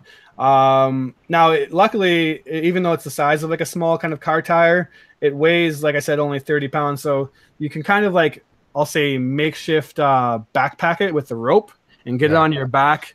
I will say your movement's 40, right? It is.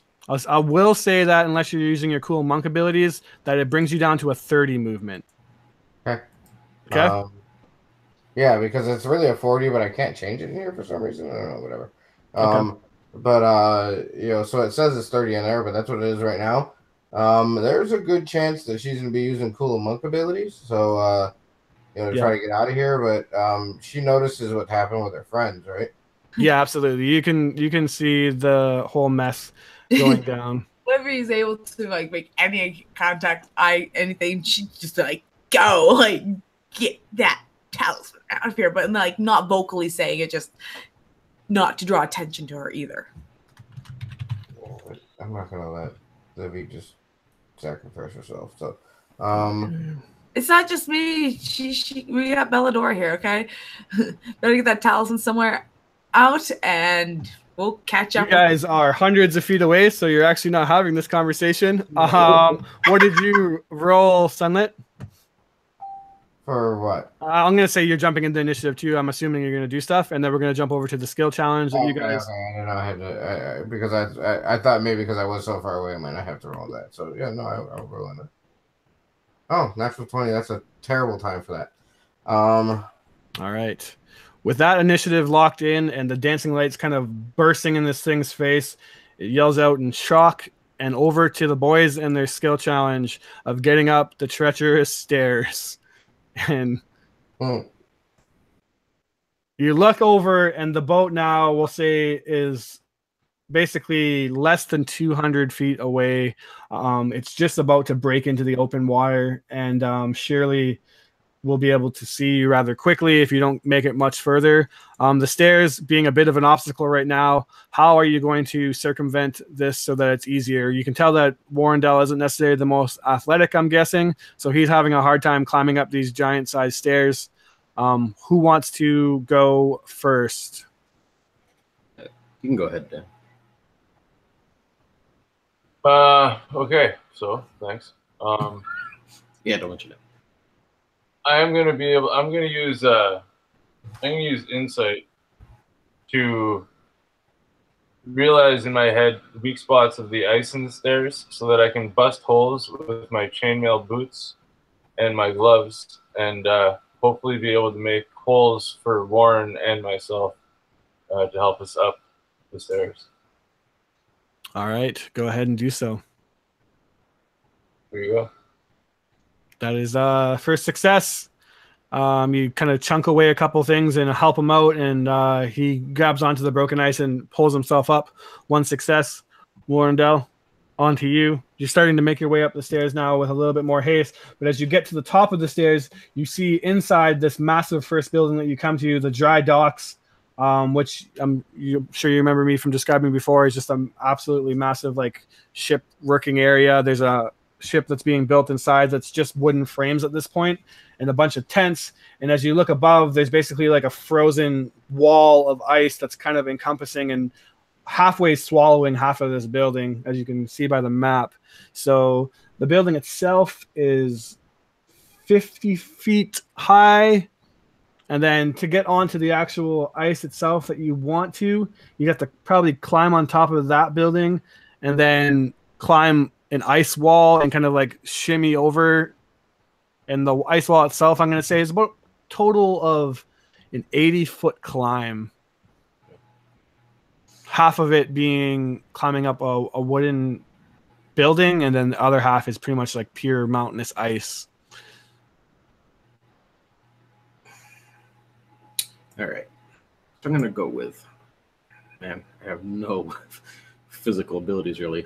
Acrobatics is my best one. So looking at some of these broken planks sticking out here and there, and parts of the building, icicles, chunks of holes that Octavius has made as he moves his way up, kind of slide in between some of these, sucking my gut in, wiggling my shoulders through, and just keep pulling myself up, using the building as much as support as I can in between getting my hands, my fingers in there, and just pulling myself up. All right, give it a shot. I don't think I've rolled above a 10 yet, so okay. No time like the present. I rolled a 14. It's not popping. Well, no, it'd be a 14, 17. It's not popping up, though. All right, so yeah, you start to shimmy up the building itself, and with the 17, you're able to basically make it up now. You look behind you, and with the time that's kind of over past now, climbing 50 feet, it took you about maybe a couple minutes, or like a minute maybe. You're on top of the building. The ship now 100 feet away, going to be docking rather soon. That's 2 successes, 1 more, Octavius, and you can help. So what are you going to do to get past this last leg? We'll say that Warrendale kind of drops down a rope and lets you climb up to the building. And now the task that kind of troubles you is that about another 30 feet up, you need to climb. And instead of convenient kind of wooden building, it's more like sheer ice mountain. How heavy would Warrendale say he is? How big is he? I'm not very big. I'm only like 5'2", probably about 130 pounds.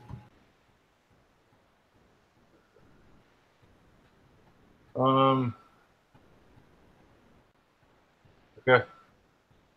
So 30 feet above me, is there anything to climb up onto? Is there anything to throw a rope around or anything like that? Do you have conveniently enough in your inventory climber's gear? Or a climber's kit? Because if you have a climber's kit, it's going to be very easy. If you don't have a climber's kit, then it's going to be very hard. I don't know what's in it. I do not have a climber's kit. So, is there one in an explorer's pack? I don't think there is. No, there wouldn't be. And in Fantasy Grounds, the Explorer's Pack actually just gives you everything that's in it. So, like, all the things that you see in your thing are what's in the Explorer's Pack. All right, so, okay, different idea here. I am going to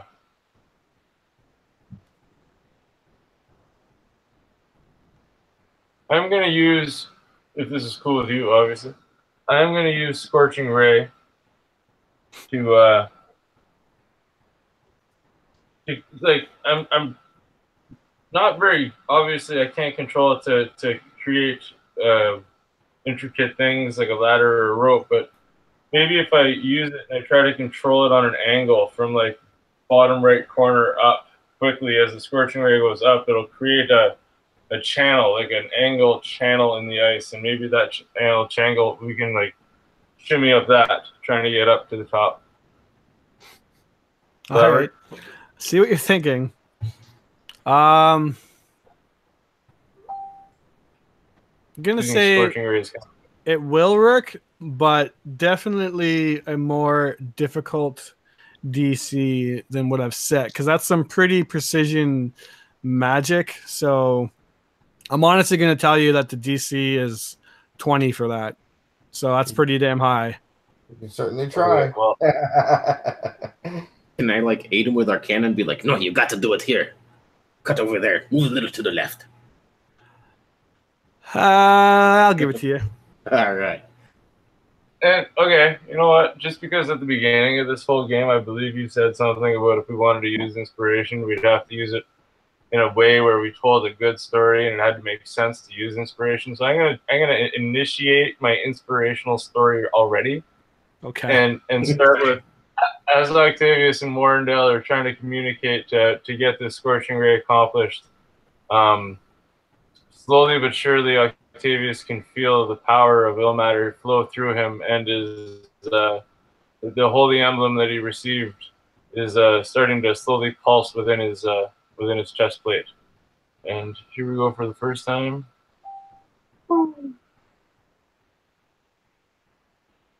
So, as he's feeling the pulsing of the Scorching Ray coming out of his hands, Octavius is starting to realize that it's not working, and he can slowly but surely, the voice of Warrendale is getting softer and fainter in his head, and the pulsing in his chest from his emblem is becoming stronger and more meaningful to him, and it's taking over his thoughts, and his basically everything that's going on inside of his head is just starts to clear, and Octavius can just kind of hear birds fluttering in the back of his head, and all of a sudden the rush of his religion comes forward, and he uses inspiration to try to get a 20.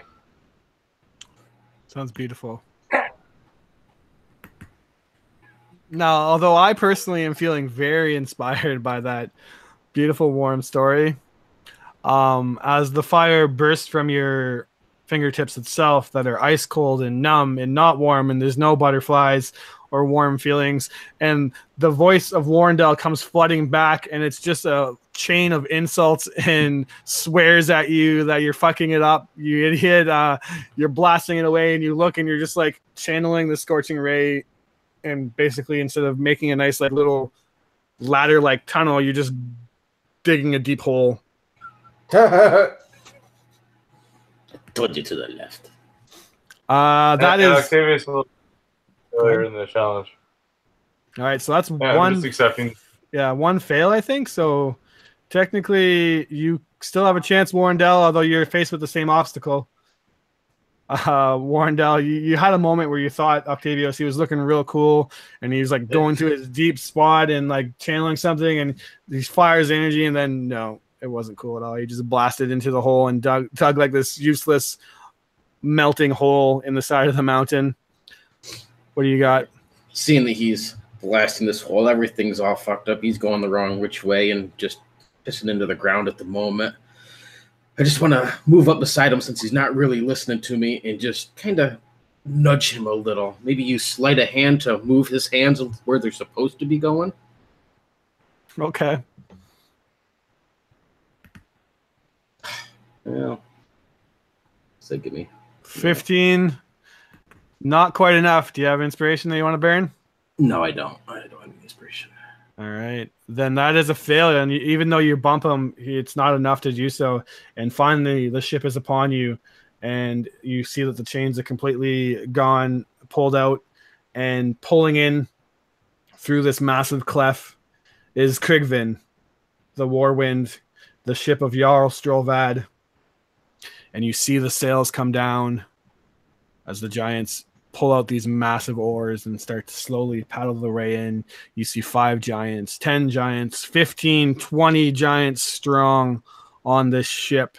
You see the the adult white dragon pulled down from its chain and now in shackles that you can see have been tearing away at its flesh on its leg.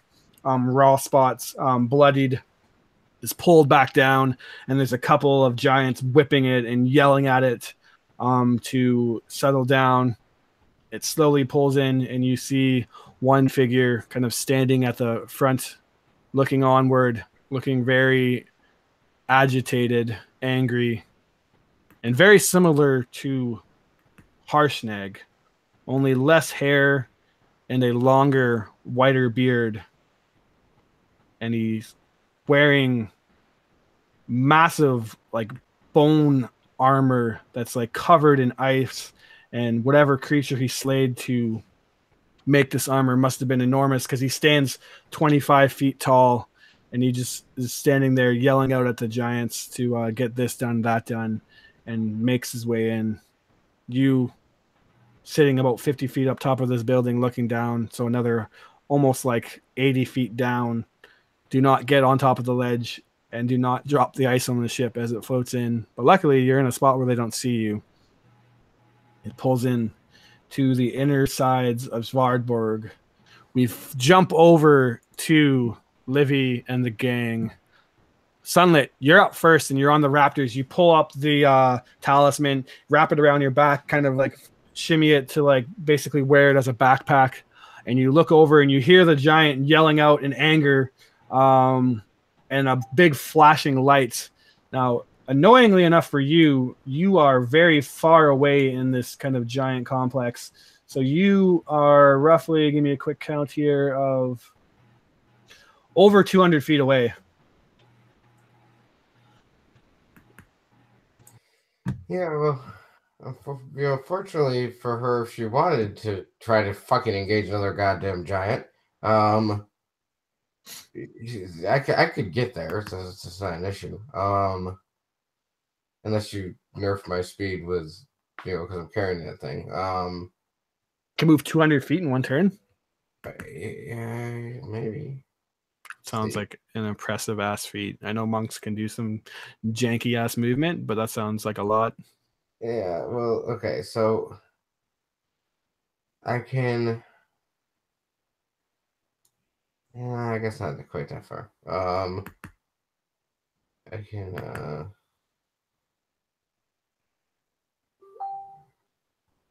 I could get okay, so it'd be 30 and 30 because it takes. I've lost 10. So that's 60.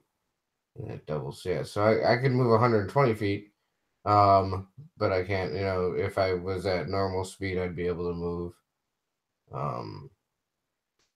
So as you're kind of like judging that up, if you want to move your full crazy monk movement, I'll give you 120 feet. That sounds fine to me. As you're quickly getting ready, though, you hear a kind of whispered voice, low and cruel sounding, coming from the bell. And it says to you, "I will help you if you help me." Oh. And she looks up to the bell and does. And there's the white dragon sitting there in the bell, kind of curled up. Looks angry. You see its eyes almost kind of glowing in the darkness of the bell. Its white body kind of emanating from the darkness inside. Free me. I would like nothing more than to kill that giant. I rather like that idea. How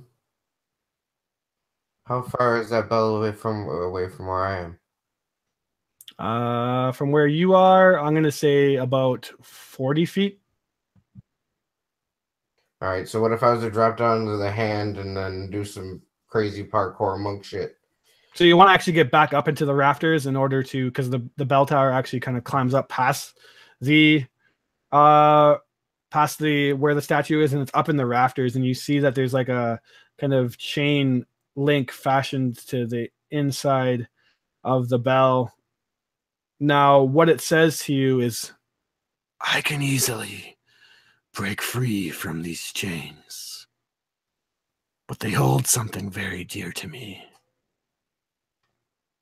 If you help me retrieve my eggs, I'll help you get out of here. I will do everything in my power I can, there, dragon. The last dragon we came across didn't seem to be so helpful. How can I trust you? You need not trust me. Go ahead and fight that thing on your own. Oh, no, that's a terrible idea. And I believe that the rest of them may have come back. Yes. Oh, they have come back. And the Jarl is very strong.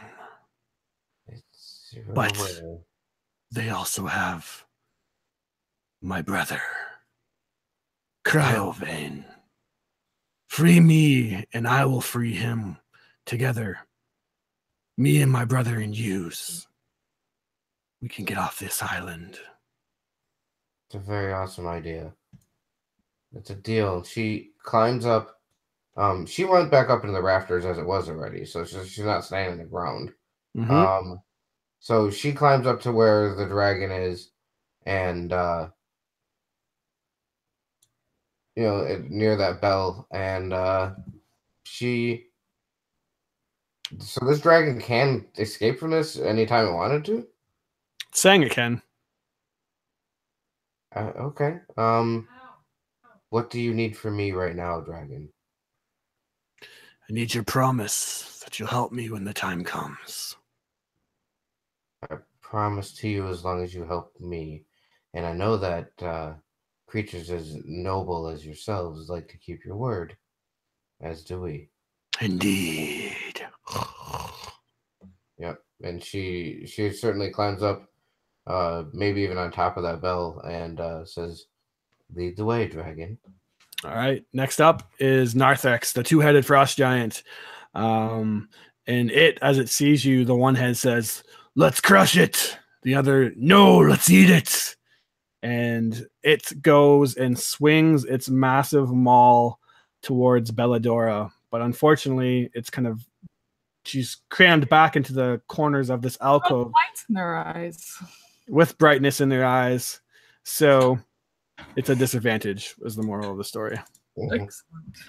And on Belladora, that would have been a hit, but she has an ability called Duck and Cover, where she uses her reaction to boost her AC up another 2. So she rolls out of the way, and this massive maul slams into the statue of the Jarl, the old Jarls of this fortress, kind of crumpling it momentarily. You're able to jump back off, and as the top half of it falls down, kind of exposing both of you.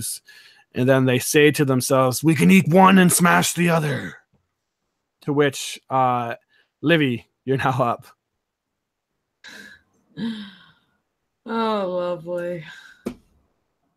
Oh, she is pulling out her hand crossbow and whoa, what am I doing? She's going to be firing 2 shots Because, yeah, she can avoid getting into melee with them. Ooh, I like... That was a 20. Why didn't it go through? So I rolled my second attack, and it was a natural 20. So that would be a I'll 20. take your word on it. So Absolutely. 20, 26. Yep. So go ahead and do your damage. Since the crit didn't go through, you'll have to manually do it. That's the first one, 4, and then... Why did not... That was a 4 plus 3 would be 7 plus 1 more, right? Or the crit. Wait. No. Roll your damage, Mary. Roll your damage. That's a d20. Oh, that's 4 plus 4. That is weird. I did it again. So 7, 14 plus 4 would be a total of 18 piercing damage. On the second hit? The second one was 2 7s. Okay. All right, so okay, 18 and yeah, got you. So the giant smashes into its maw, this old stone statue, and it kind of breaks. You jump off and momentarily pull out your bow, kind of firing off 2 quick arrows, one of which lands nearly right in its eye, and it kind of yells out in pain, pulling out the one head that it has, and it's like, "You're an idiot for getting hit by that," and the other is like, "No, you pushed me in the way." To which Belladora kind of momentarily pulls out her crossbow, and she is going to fire at it and hit, to which, as the bolt flies and lands into this fat, bulbous, giant, 2-headed frost giant's stomach, it yells out, and then you hear, Sunlit, the rumble of chain, and then suddenly the kind of soft tinging of the chain bouncing off the bell, and then louder and louder as the creature propels itself straight down. You hear a loud gong of the bell. It lands on the ground and starts to move towards the giant itself, to which you hear the giant kind of like, "Whoa, what's that? The super dragon?" And then with a strength check, the dragon pulls as hard as it can. And the first pull, you just hear the cracking and creaking of the bell and the wood kind of giving way. It doesn't make its first check, but the second one, it easily rips it off, and you hear the wood and the boards kind of break off, and the sound of the bell kind of like clanging and then falling, and then a loud poof, a plume of... all right, so, because I didn't get to do much, and Sunlit is, following the rafters towards that direction. Absolutely. I'm going to say that you can still move your full movement since you didn't really do anything. So you moved your 120 that you said you could do. Unless right. She's just kind of snaking her way on the rafters, above everything, following the dragon. So yeah, the bell falls into the ground and kind of like breaks away into pieces. The dragon, now with the chain kind of pulled behind it, starts to make its way over towards the giant. Now that it's 2-headed, the way a giant's turn normally works is it attacks twice in its turn, but since these 2 heads are separate entities, it actually has its own separate initiative, so it only attacks on one of each of its turn. Now the other one coming up, seeing you guys kind of break way, yells out to its sister that we need to fight the dragon. It's a bigger threat. To which the other one says, "No, we need to smush these 2 small folk." And it is going to spend its turn disagreeing and going back over to fight the dragon. And it runs with its shield and kind of like pummels into it and then swings with the other arm into the dragon. This one hitting it. And I'll just do that. And that brings us to the top of the initiative, which is Sunlit. Okay, so how far is said giant away from us at this point? I'll say that basically directly below you, but 50 feet down. Well, that doesn't really help me. I think it's only stoppage. Yeah, so I can't even do that. I don't really know that. I gotta look this spell up. Hey, do you know the casting distance on Burning Hands? Oh no, they're gonna be no, it's not gonna work because they're gonna have resistance to fire. Burning Hands is only like 15 feet, anyways. I think. Yeah, and they're gonna have resistance to fire. So, all right, yeah. So she's going to I could double move, but I can't do my crazy double move. Okay. So I'm gonna move and kind of get down to where the girls are. If I can do that, that's another 60 feet. Sure. And I'm gonna say to them, okay, so apparently the dragon wants to help us, but we need to help it with its eggs or something to that effect. And yeah, I don't think we should piss off a dragon because that's as bad as the giants, I think. But how are you girls doing? And she's just kind of frantic, but look, I got it. I think this is it. Look, it looks just like what Harsnig, explained. Nice. Fuck the dragon. Let's get the hell out of here. I agree. Okay. Although, I just made a deal with the dragon that we would help it. Okay. Yeah, I didn't really have a choice. Either that or you guys were going to be squished. All right. Anything else for your turn? No, there's really nothing more I can do. It's because it's more than 30 feet away from me, right? Yeah. Yeah, so I can't Kamehameha only within 30 feet. Octavius and Warrendell. You kind of, at this point, watch the ship go in, and you see the other two giants that were like dealing with the chains kind of go back in and go back into the Jarl's lodge. You kind of find like a little opening in the cleft where you can look into the innards, and you see that Krigvin basically finds dock near the front of this dry dock, just in front of you, basically the same building you're on, but in front. And you see all of the giants start to unload. Jarl Strolvad commands them and tells 5 to go here, 5 to go there, 5 to stay on the ship, 5 to go over, and he's just pointing in all these different directions. Now, you don't necessarily, this is your first time being on this island, so you don't necessarily know where Sunlit and Belladora and Livy went, but you heard them talking about going north towards the temple. You see that the Jarl has commanded 5 of his men to go that way. And Dan, who speaks giant, understands that the Jarl is like extremely pissed off that they let a whale go.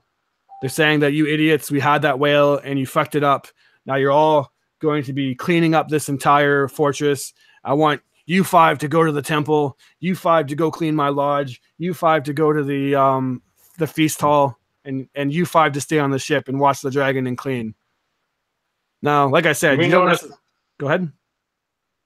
Do we notice a flag of any similar importance on the boat at all? Perception check.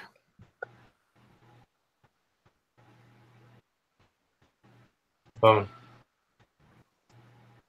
always, for some reason, look into Google Hangouts for it. I don't really know why. That's my go-to. 20. You definitely see where the Jolly Roger of a ship should be a black flag with white rune etchings that definitely have an arcane nature to them. And you remember, obviously, that Harshnag said that they have the magical flame, so I'm assuming that's why you're looking. So you're able to very quickly put 2 and 2 together that flag that is basically their Jolly Roger does seem like a flag, which is what you're looking for. I would mention to Warrendell that we should either destroy or inhibit that flag in some way so that they won't be able to catch us when we do leave. And I believe the girls are over there in that direction, and he would point towards the temple. Absolutely. And the flag that you're looking at is actually giant. It's written in giant rune language, and it does say the Pennant of Wind. And what idea would you have to do such a thing?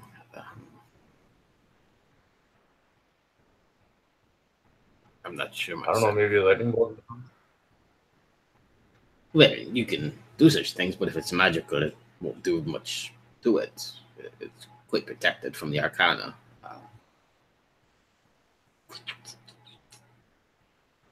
Maybe we should go take it. Sure, I could go with that.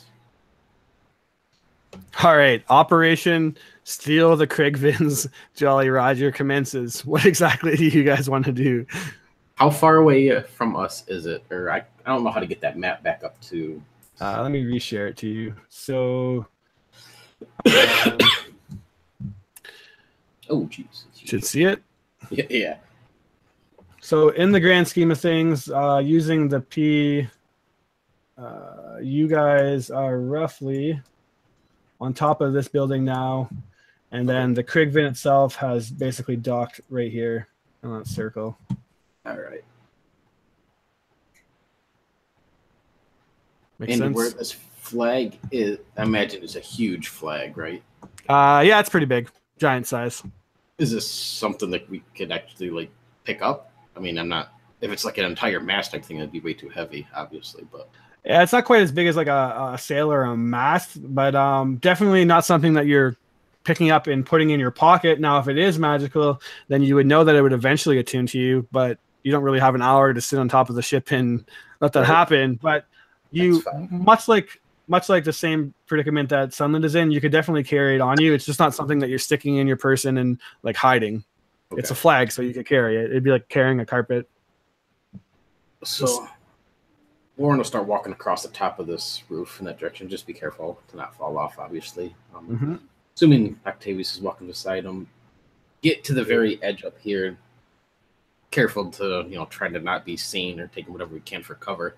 There's 5 giants on there still, right? So now that we're in there, you see the 3 giants each on their own ship. So 1 giant on that ship, 1 giant on that ship, and 1 giant on this ship. 5 giants on the main ship, Krigvind, and then another 5 heading towards the south building, another 5 heading towards the southwest building, and then another 5 heading towards the northeast building. Look over at Octavius. I could get over there. I don't know how fast we can get back out of here once I get it. Well, this might be a bad idea. Maybe we should just get the girls and go. Yeah, but just imagine how fast our ship could go with this. Flash the images of Warndell picturing the giant canoe just like ripping through the sea of ice on a speedboat like speed. Be at the front of it, yes. Your beautiful hair will be blowing in the wind, Octavius. I'll let you stand at the stern and hold you tight.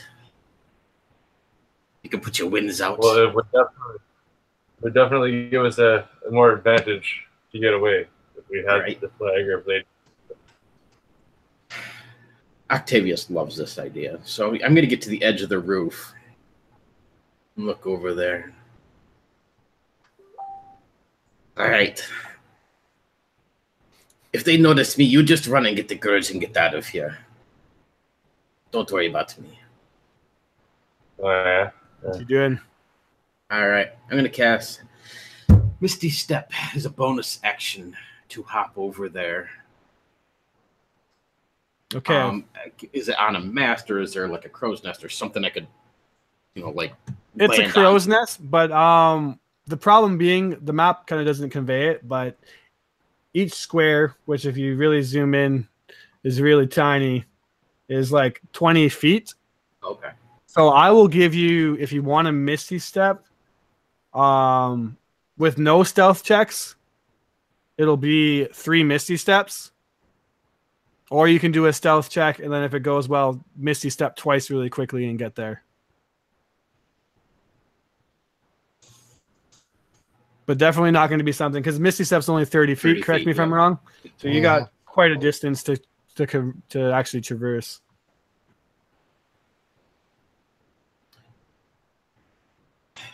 Okay, from where I'm at, does it look like something I can at least unhook? I mean, I don't want to use it if I... Oh, heck yeah. It definitely looks like you can just unhook it, roll it up, and then attach it to your little canoe and speedboat off into the horizon. All right. So, yeah, I'll look over Octavius. You get the girders. I'll get the flag. And we can haul us out of here on the winds of Warwind. And with that, I'm just going to cast 3 Misty Steps. I'll use all of my 2nd level. Poof, poof, poof. Get over to there. Poof up into the crow's nest. No one the wiser. I won't make you skill check because you can do that pretty rapidly, I'll say. And you're there. And You climb up. I'll start working on unhooking that or whatever it is I might need to do. Absolutely. My best to. Back over. Go ahead. I was going to say, can I roll a stealth just to kind of see? Maybe Yep. it would help. Yep. Go ahead. I think sleight of hand makes sense. Most of the sense in this situation.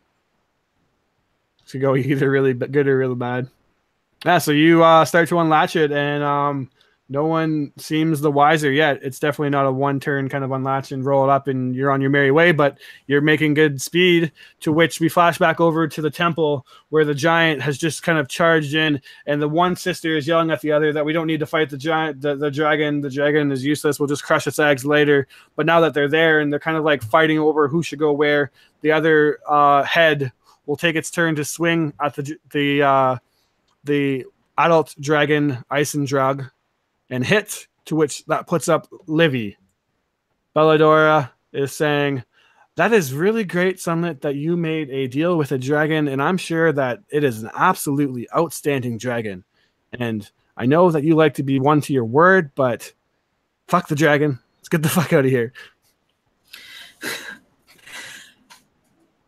I agree with you, Bellador, but if there's anything that I know, I'd rather befriend something that can probably help us get out of here. So, do we know where these eggs are, or whatever it is? Really sassily, Bellador looks over to you. Do we know where the eggs are, Sunlit? No. But why don't we help the dragon drop this two-headed bitch, and then we'll get out of here. Yeah. So, fuck it. We'll help the dragon. Let's go. Yeah. As Livy's like trying to keep dancing lights distractingly in their eyes, and she'll just aim and pop off. Yeah. Where are we on this? I'm just kind of confused at this point. Yeah, in the grand scheme of things, I'll say that you're like 40 feet away. So. No, I mean, where are we on the list? Who's up? Oh, we're up to Livy's turn. Yeah, Livy's turn. Yep. You spent your turn running there. The giant started fighting the dragon. 18 you hit. 15's yep, double hit. Woo-hoo. 2 more arrows. Think. Shoot from your bow. Go ahead and roll your damage. I like hand crossbows. That was a 6 plus 3 for 9, and a 7 plus 3 for 10. Cool. So 19 this time. 19 total damage. Very nice. Take that with dancing lights in your face. 2 more of these tiny arrows sink into the creature's back, followed by like take cover too, just to make sure that's like, okay, I'm going to be behind this thing, shoot, and if it tries to come at me, I'll hopefully have this statue that's broken. Absolutely. To which the dragon is now up after Belladora already rolled her attack while you're doing her turn, lands another hit with her crossbow. The dragon's up and makes 3 massive attacks, 1 with a bite and 2 claws. The bite hitting, the claw missing, and then another one coming down and a hit. So claw damage. She actually is able to bite the head off of the one giant, taking it out of the initiative order as it just kind of rears up, claws. The giant grabs this one claw hand and throws it back to the ground. It readies up, and the giant's yelling out that we need to crush this dragon. Then its fangs sink on top of the giant's left head and just absolutely crush it, smashing it like a pumpkin. Sunlit, you're now up. Okay. Is it still standing? It is still standing, yelling out in both pain and agony as its beloved sister she shared a shoulder with for hundreds of years has been crunched. Yeah. So I'm gonna run forward just a bit and get within striking range, and I'm going to take we're gonna do something fun here. So I'm going to try and use my we've called it a comma whip. I think it's a great answer for it. And I'm going to try to do something I haven't done yet and use my Giant Slayer ability that I have with this. Yep. And I'm going to sling not the pointy end, but the ball end of it and try to hit the giant in the back of the head. so that I can knock it down prone. We're gonna try that. Yeah, sounds cool. I need to make a deck save, correct? Or well, first I gotta hit it, so let's make sure that I can do that.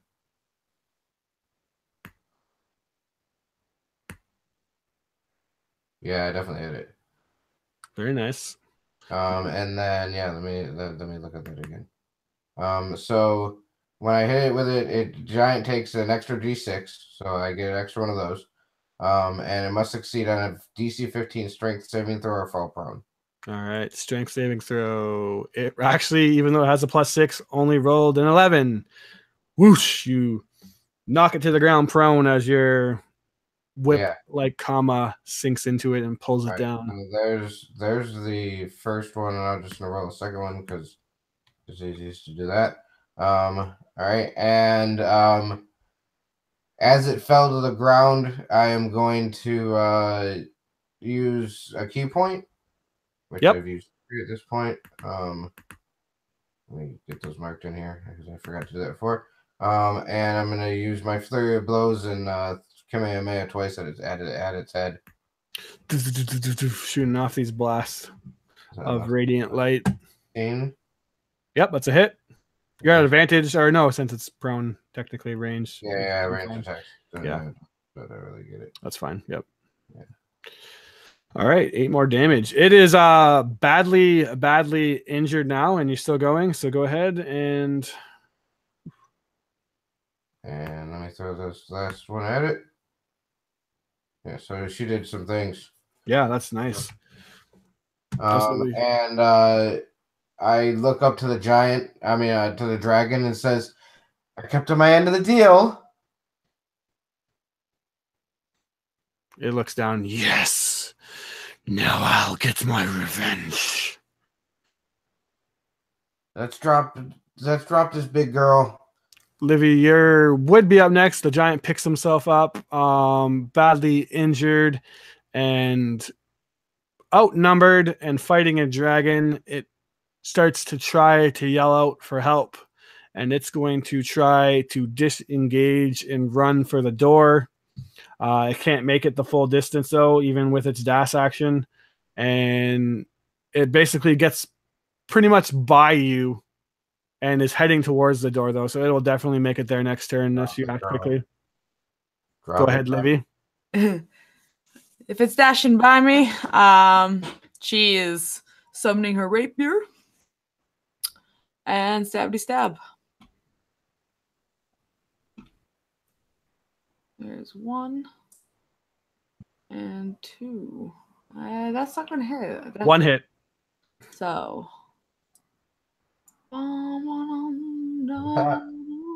Nice. Rolling forever.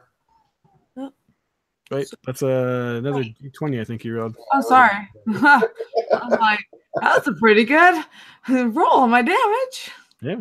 I rolled a 3 plus 5, so 8. It's actually enough to take it down. Describe what it looks like. Oh, excellent.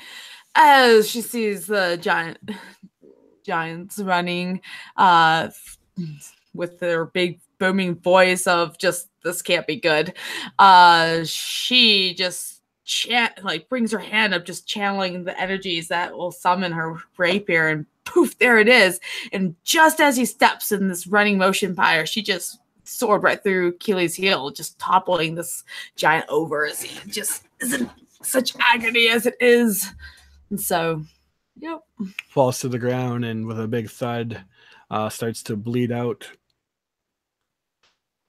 That knocks him down, jumping over to Octavius. You see Warwind cast burning hands. Misty step 3 times. Woof, he's down on the deck. Woof, he's near the ship. Woof, he's up in the crow's nest. You see him climb up the little kind of or the mast or whatever and start unclipping the flag. He looks over to you and gives you a thumbs up. As you look around, though, you hear the sound of like something falling, like a bell, and then like an explosion, almost something breaking and coming from the interior of the temple. And then the giants obviously all kind of alerted to that. You hear Jarl Strovad yell out that that dragon must be up to something. And then he looks back to the one on the ship and says that if your sister is causing any trouble, then I will crush each and every one of her eggs. To which the dragon replies back actually in common and says that I'm sure she's done nothing. We've been nothing but obedient. What are you doing, Octavius? As 5 giants that are heading to where you believe the rest of the party will be, kind of hurry up their pace.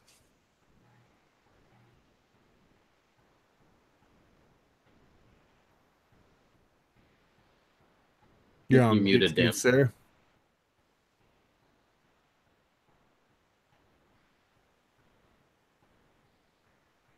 Mute sucks. As Octavius would believe that where the noise is coming from is probably where Sunlit, Livy, and Belladora are. How far is the dragon and the brother of the Frost Giant King? From you, standing on top of the 50-foot building looking down, it is a good 80 feet away. Okay. And they look like they're talking to each other instead of listening, or Warrendale hasn't made a mistake or anything yet. No, so your presence and Warrendale's presence, they are none the wiser of. But quickly, as you're looking at this scene and seeing like giants everywhere, and some heading towards your group, you obviously know that things are not going as planned, even if they are having the talisman in their hands right now in the temple. So they don't know you're there though at all, and neither Warrendale either. Can I make the to the other end of the roof in one turn? Yeah. Or other end of which roof? Back towards the ship, your ship, or yep, you can head back. Towards... I'll say you can use your action to dash. Yep. Beautiful. If I can make it to the other side of the roof, I'll look down and see if I can see the Frost Giant. What's his name? Harshnag. Harshnag. Sorry, thank you. If I can see Harshnag still bobbing in the water. He's hiding underneath the dock right now. You can kind of make out his figure, but from the dock to where you are is basically the same thing, 80 feet away. And you're kind of up and around too, so you very much... maybe he'll be kind of watching, but you don't really know. You'll have to give some kind of signal to alert him for sure. I'll reach down onto the roof and I'll try to grab a chunk of ice, or even if I can scrape off enough ice to create a small snowball. And then I'll throw the snowball. I'll throw the snowball into the water beside the docks if I can throw that far. I think I can. And when it splashes in the water, hopefully that'll gain Harshnag's attention and have a look to see where it came from. Yeah, you hear a splash. He looks up and finally finds you, and then momentarily ducks underneath back into the water, and then comes back up outside of the dock, kind of just floating there, and he looks at you, just like... With the craziest form of frantic sign language Octavius can imagine, because he doesn't want to yell or make any noises that are too loud, he would try to motion for Harshnag to get back into the boat and to start heading around the shore north up towards the back of the temple, so that if the ladies need to escape through the back of the temple, he'll be there with the boat. No, I'm not going to lie to you. That sounds like the most elaborate sign language that I have heard in a while. So get in the boat and go that way. Come with me if you want to live. He's like pointing at the boat and then pointing to like you, and you can tell that he's like, what do you want me to do, man? You're going to have to... How do you want to try to convey this? If you want to roll a check of some kind and rationalize it to me, then maybe. But obviously, he doesn't just... You're kind of just waving your arms and like pointing and going that way. And you kind of like see that he's getting concerned. Like maybe something's gone wrong. He's like, do I come up there? Or... You're like 80 feet away from each other. He starts to like climb up on top of the dock and make his way towards you. Yeah, Octavius will go into basically full-blown charades and, stop. Okay, he stops. He's like midway up the stairs. Octavius can frantically point to the boat. He nods. Get in the boat. He gets to the And boat. then, You see Barrick and Sierik's head pop up. They start to join into like the charades too. And they're like, no, he wants you to go up. And then you see him like shaking his head like, no, he told me to stop. But obviously you can't hear this, but you imagine the conversation. Yeah, Octavius would just point to the east and then throw his hands up in the air and run to the other side of or start onto the other side of the roof to check on Warren again. Okay. Yeah, your movement definitely wouldn't. You have used up all your movement by then. Warrendell, you basically have one of the rings kind of holding the flag clamped up, undone, and you still need to climb up a little bit higher and undo the other one, and then hold on to the flag for dear life and roll it up. Do you want to just make another sleight of hand, or? Yeah, if that makes the best sense to you, that's what I was figuring. Yep, I can't see anything else unless you have any tricks up your sleeve, like dispel, control, flag. No, I mean, I can control. Like I said, I can control the wind, so I make it as dead as possible, so it's not flapping everywhere. But yep, you calm the wind down so that the flag is basically like limp. How about insult flag? I know, damn, I can't intimidate or vicious flag anything. D20 has not liked me tonight, so okay, I'll take that. All right, you unclip the other ring of the flag and now are kind of holding it. Start to roll it up. Now it's going to be basically like small carpet size. It probably tells me how long it is. It's 20 feet, so it's a pretty big flag. So it's like a carpet size like rug that you're going to carry. Once you attune to it, it'll be a little easier to maintain. But that's an hour away. Yeah. Roll it up the best I can or try to. But you do notice before he gets us fully unclipped and everything, he reaches up and undoes this bandana that's around his head. You can see it's just a simple, regular head bandana that he's rolled up and tied around his head, kind of Rambo stylish. But it's actually his own little Jolly Roger. I actually have a pirate flag bandana. So nice. I'm going to clip that in place of it, just because. You're clipping the human-sized Jolly Roger in place of the massive 20-foot. Yep. Giant. So there's just this like sad, tiny little flag blowing in the wind. And then I'll finish rolling that up the best I can. I don't know how long it's going to take, but I was just going to use my level 3. I got 3 of them to Misty Step back over to the roof. Perfect. Whatever. Yeah. So back to the temple. We're going to actually have to end up soon. I didn't realize the time. What are you guys doing as the giant lays there slayed? The dragon, who introduces herself as Isendrog, kind of starts to climb across this massive sized dragon, huge in size, comes up to you. Good, yes. This is a great alliance that we have made. Now come. The Jarl has my eggs in his lodge. Help me get those and free my brother. Lodge. Yes. So, can you fly us in or something? Yeah, I mean, it'd be much better. Yes, I will fly you, but you must help me free my brother. Absolutely. I feel like you have the ability to get us where you need us to be, and we have the ability to help you with the things you need help with. Absolutely. At least my head makes it seem like that sounds so much more logically. Because if we're running, we're slow compared to you. She nods. Now, no. And Sonny that if you think of at betraying me, I will kill you where you stand. We're gonna die. Oh. Believe me, if I had to choose between life and death, I'm choosing life. So no betrayal here. And 2 dragons that be coming for us. I think that will be. And she's just stuttering. So you guys are readying what to do, and then you hear Belladora's voice. Guys, I think we have a problem. She's coming back from the front door. Basically, crossbow kind of pulling it back and sheathing it on her back.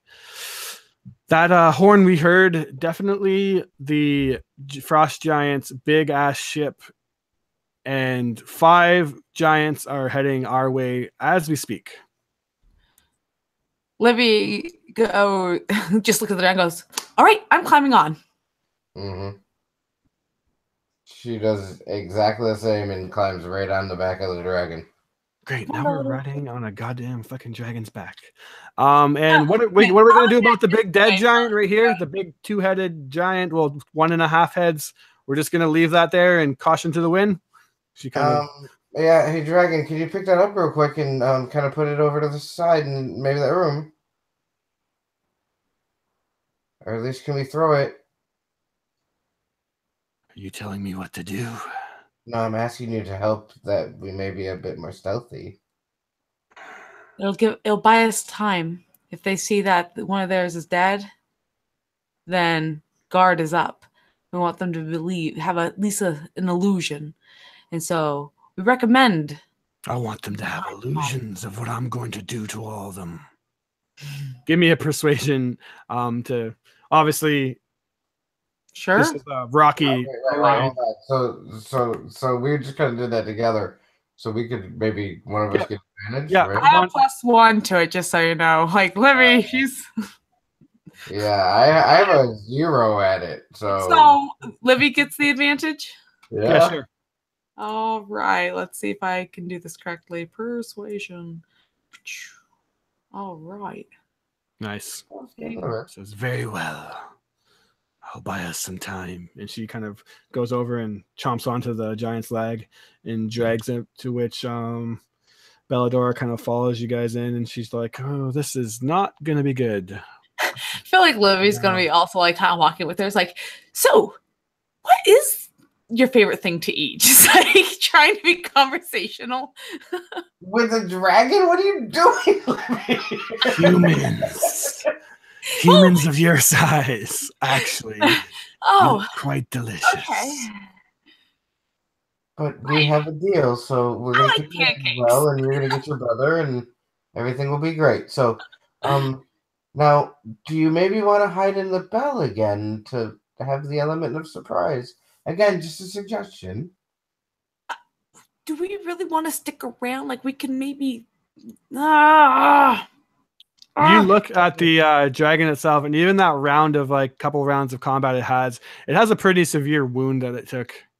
So remembering that you've seen an ancient dragon fight 10 of them and actually lose, you know that this is a little bit weaker. So even though she's a very strong and powerful creature that you should definitely fear, you know that she definitely couldn't take on a whole fortress of giants, even at the best of circumstances. So with that, she says, yes, let's climb up there and we'll drop down and kill them all.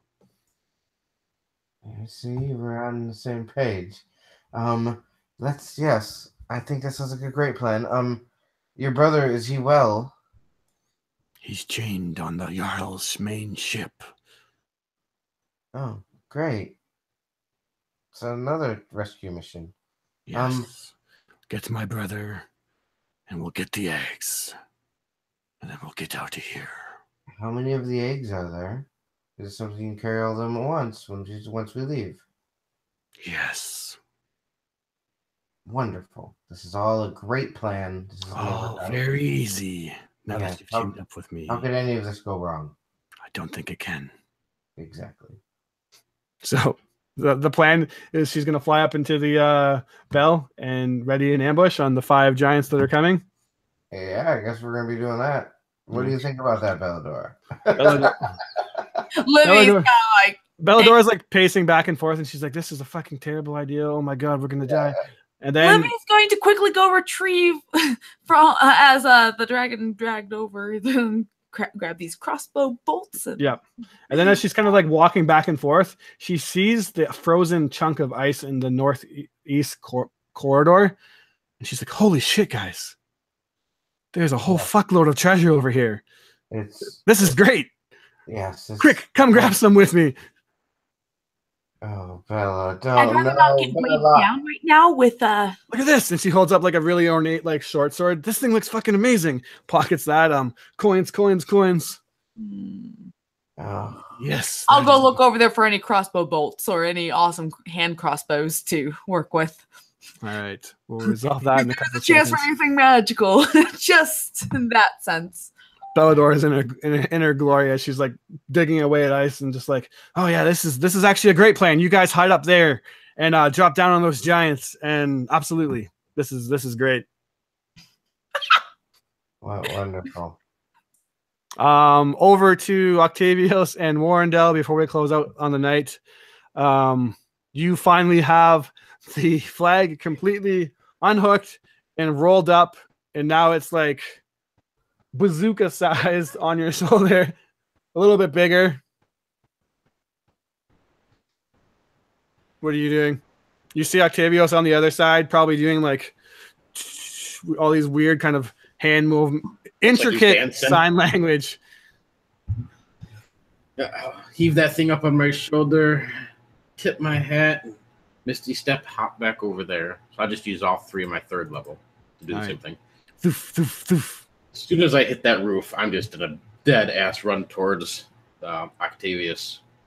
You see, I'm kind of struggling under the weight of this thing. So as soon as I can get to him, I don't know if I can make a dash action from there or how you want me to do it, but I just want to try and hand this thing off to him or have him at least help me carry this. Yeah, I'll say you can hand it off to him for sure. Probably a hell of a lot. All right, you hand off the giant carpet-sized Jolly Roger to them, to Octavius. What are you doing from there? I saw it once a long time ago. A whole bunch of goblins. They laid down on the carpet and they just flew down the fucking hill. I think we should do that. Let's just jump on this thing and fly down the hill. To the You start to run across the side of the building, to which, as you get to like the edge, and you're gonna unravel the flag and like ride it down. Only just a little bit, just a little sit on. Okay, you guys are on it. I imagine sitting like one person in the front and the other person like hugging on. Hanging on to Octavius for dear life. And you're getting ready to drop down, and then just as you're about to walking out from the back door are 2 frost giants, and you hear them, Octavius. Do you hear that? Sounds like something on top of the building. And they're like looking up, and you just kind of like quickly duck back. You see Harshnag and Sir Beric and Cyric down below on the docks, kind of like poking their heads out, like looking at you.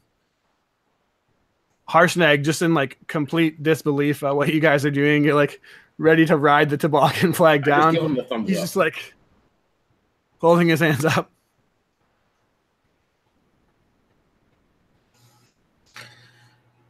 I say we make a run for it. Or a sled for it. Haha. I'm with you, Warren. Let's just. All right. And with that, we are basically at our close time. So instead of getting into that whole ordeal, we will end 5 minutes early and resolve the intricate plans that have been set into motion next time we join up. So we went sledding once. We're professionals. We got yeah, you guys already like slid down a mountain that was having an avalanche like 2 sessions ago. So this should be nothing in the grand scheme of things. We're pros. Yeah. So with the rock-steady alliance made between Ausendrag, Sunlit, and Livy and Belladora, and the Krigvin's magical Jolly Roger that gives them the ability to sail across the sea like no ship has before, clearly things are looking up for the group as the Oracle's lens has been secured, and now all they need to do is escape next time we play. So thanks for hanging out, guys. That kind of went all different kinds of directions. Can't say I was prepared for any of it, but thank you for anyone who tuned in. Thank you for playing, guys. And until next time, hope everyone has a good night and catch you later.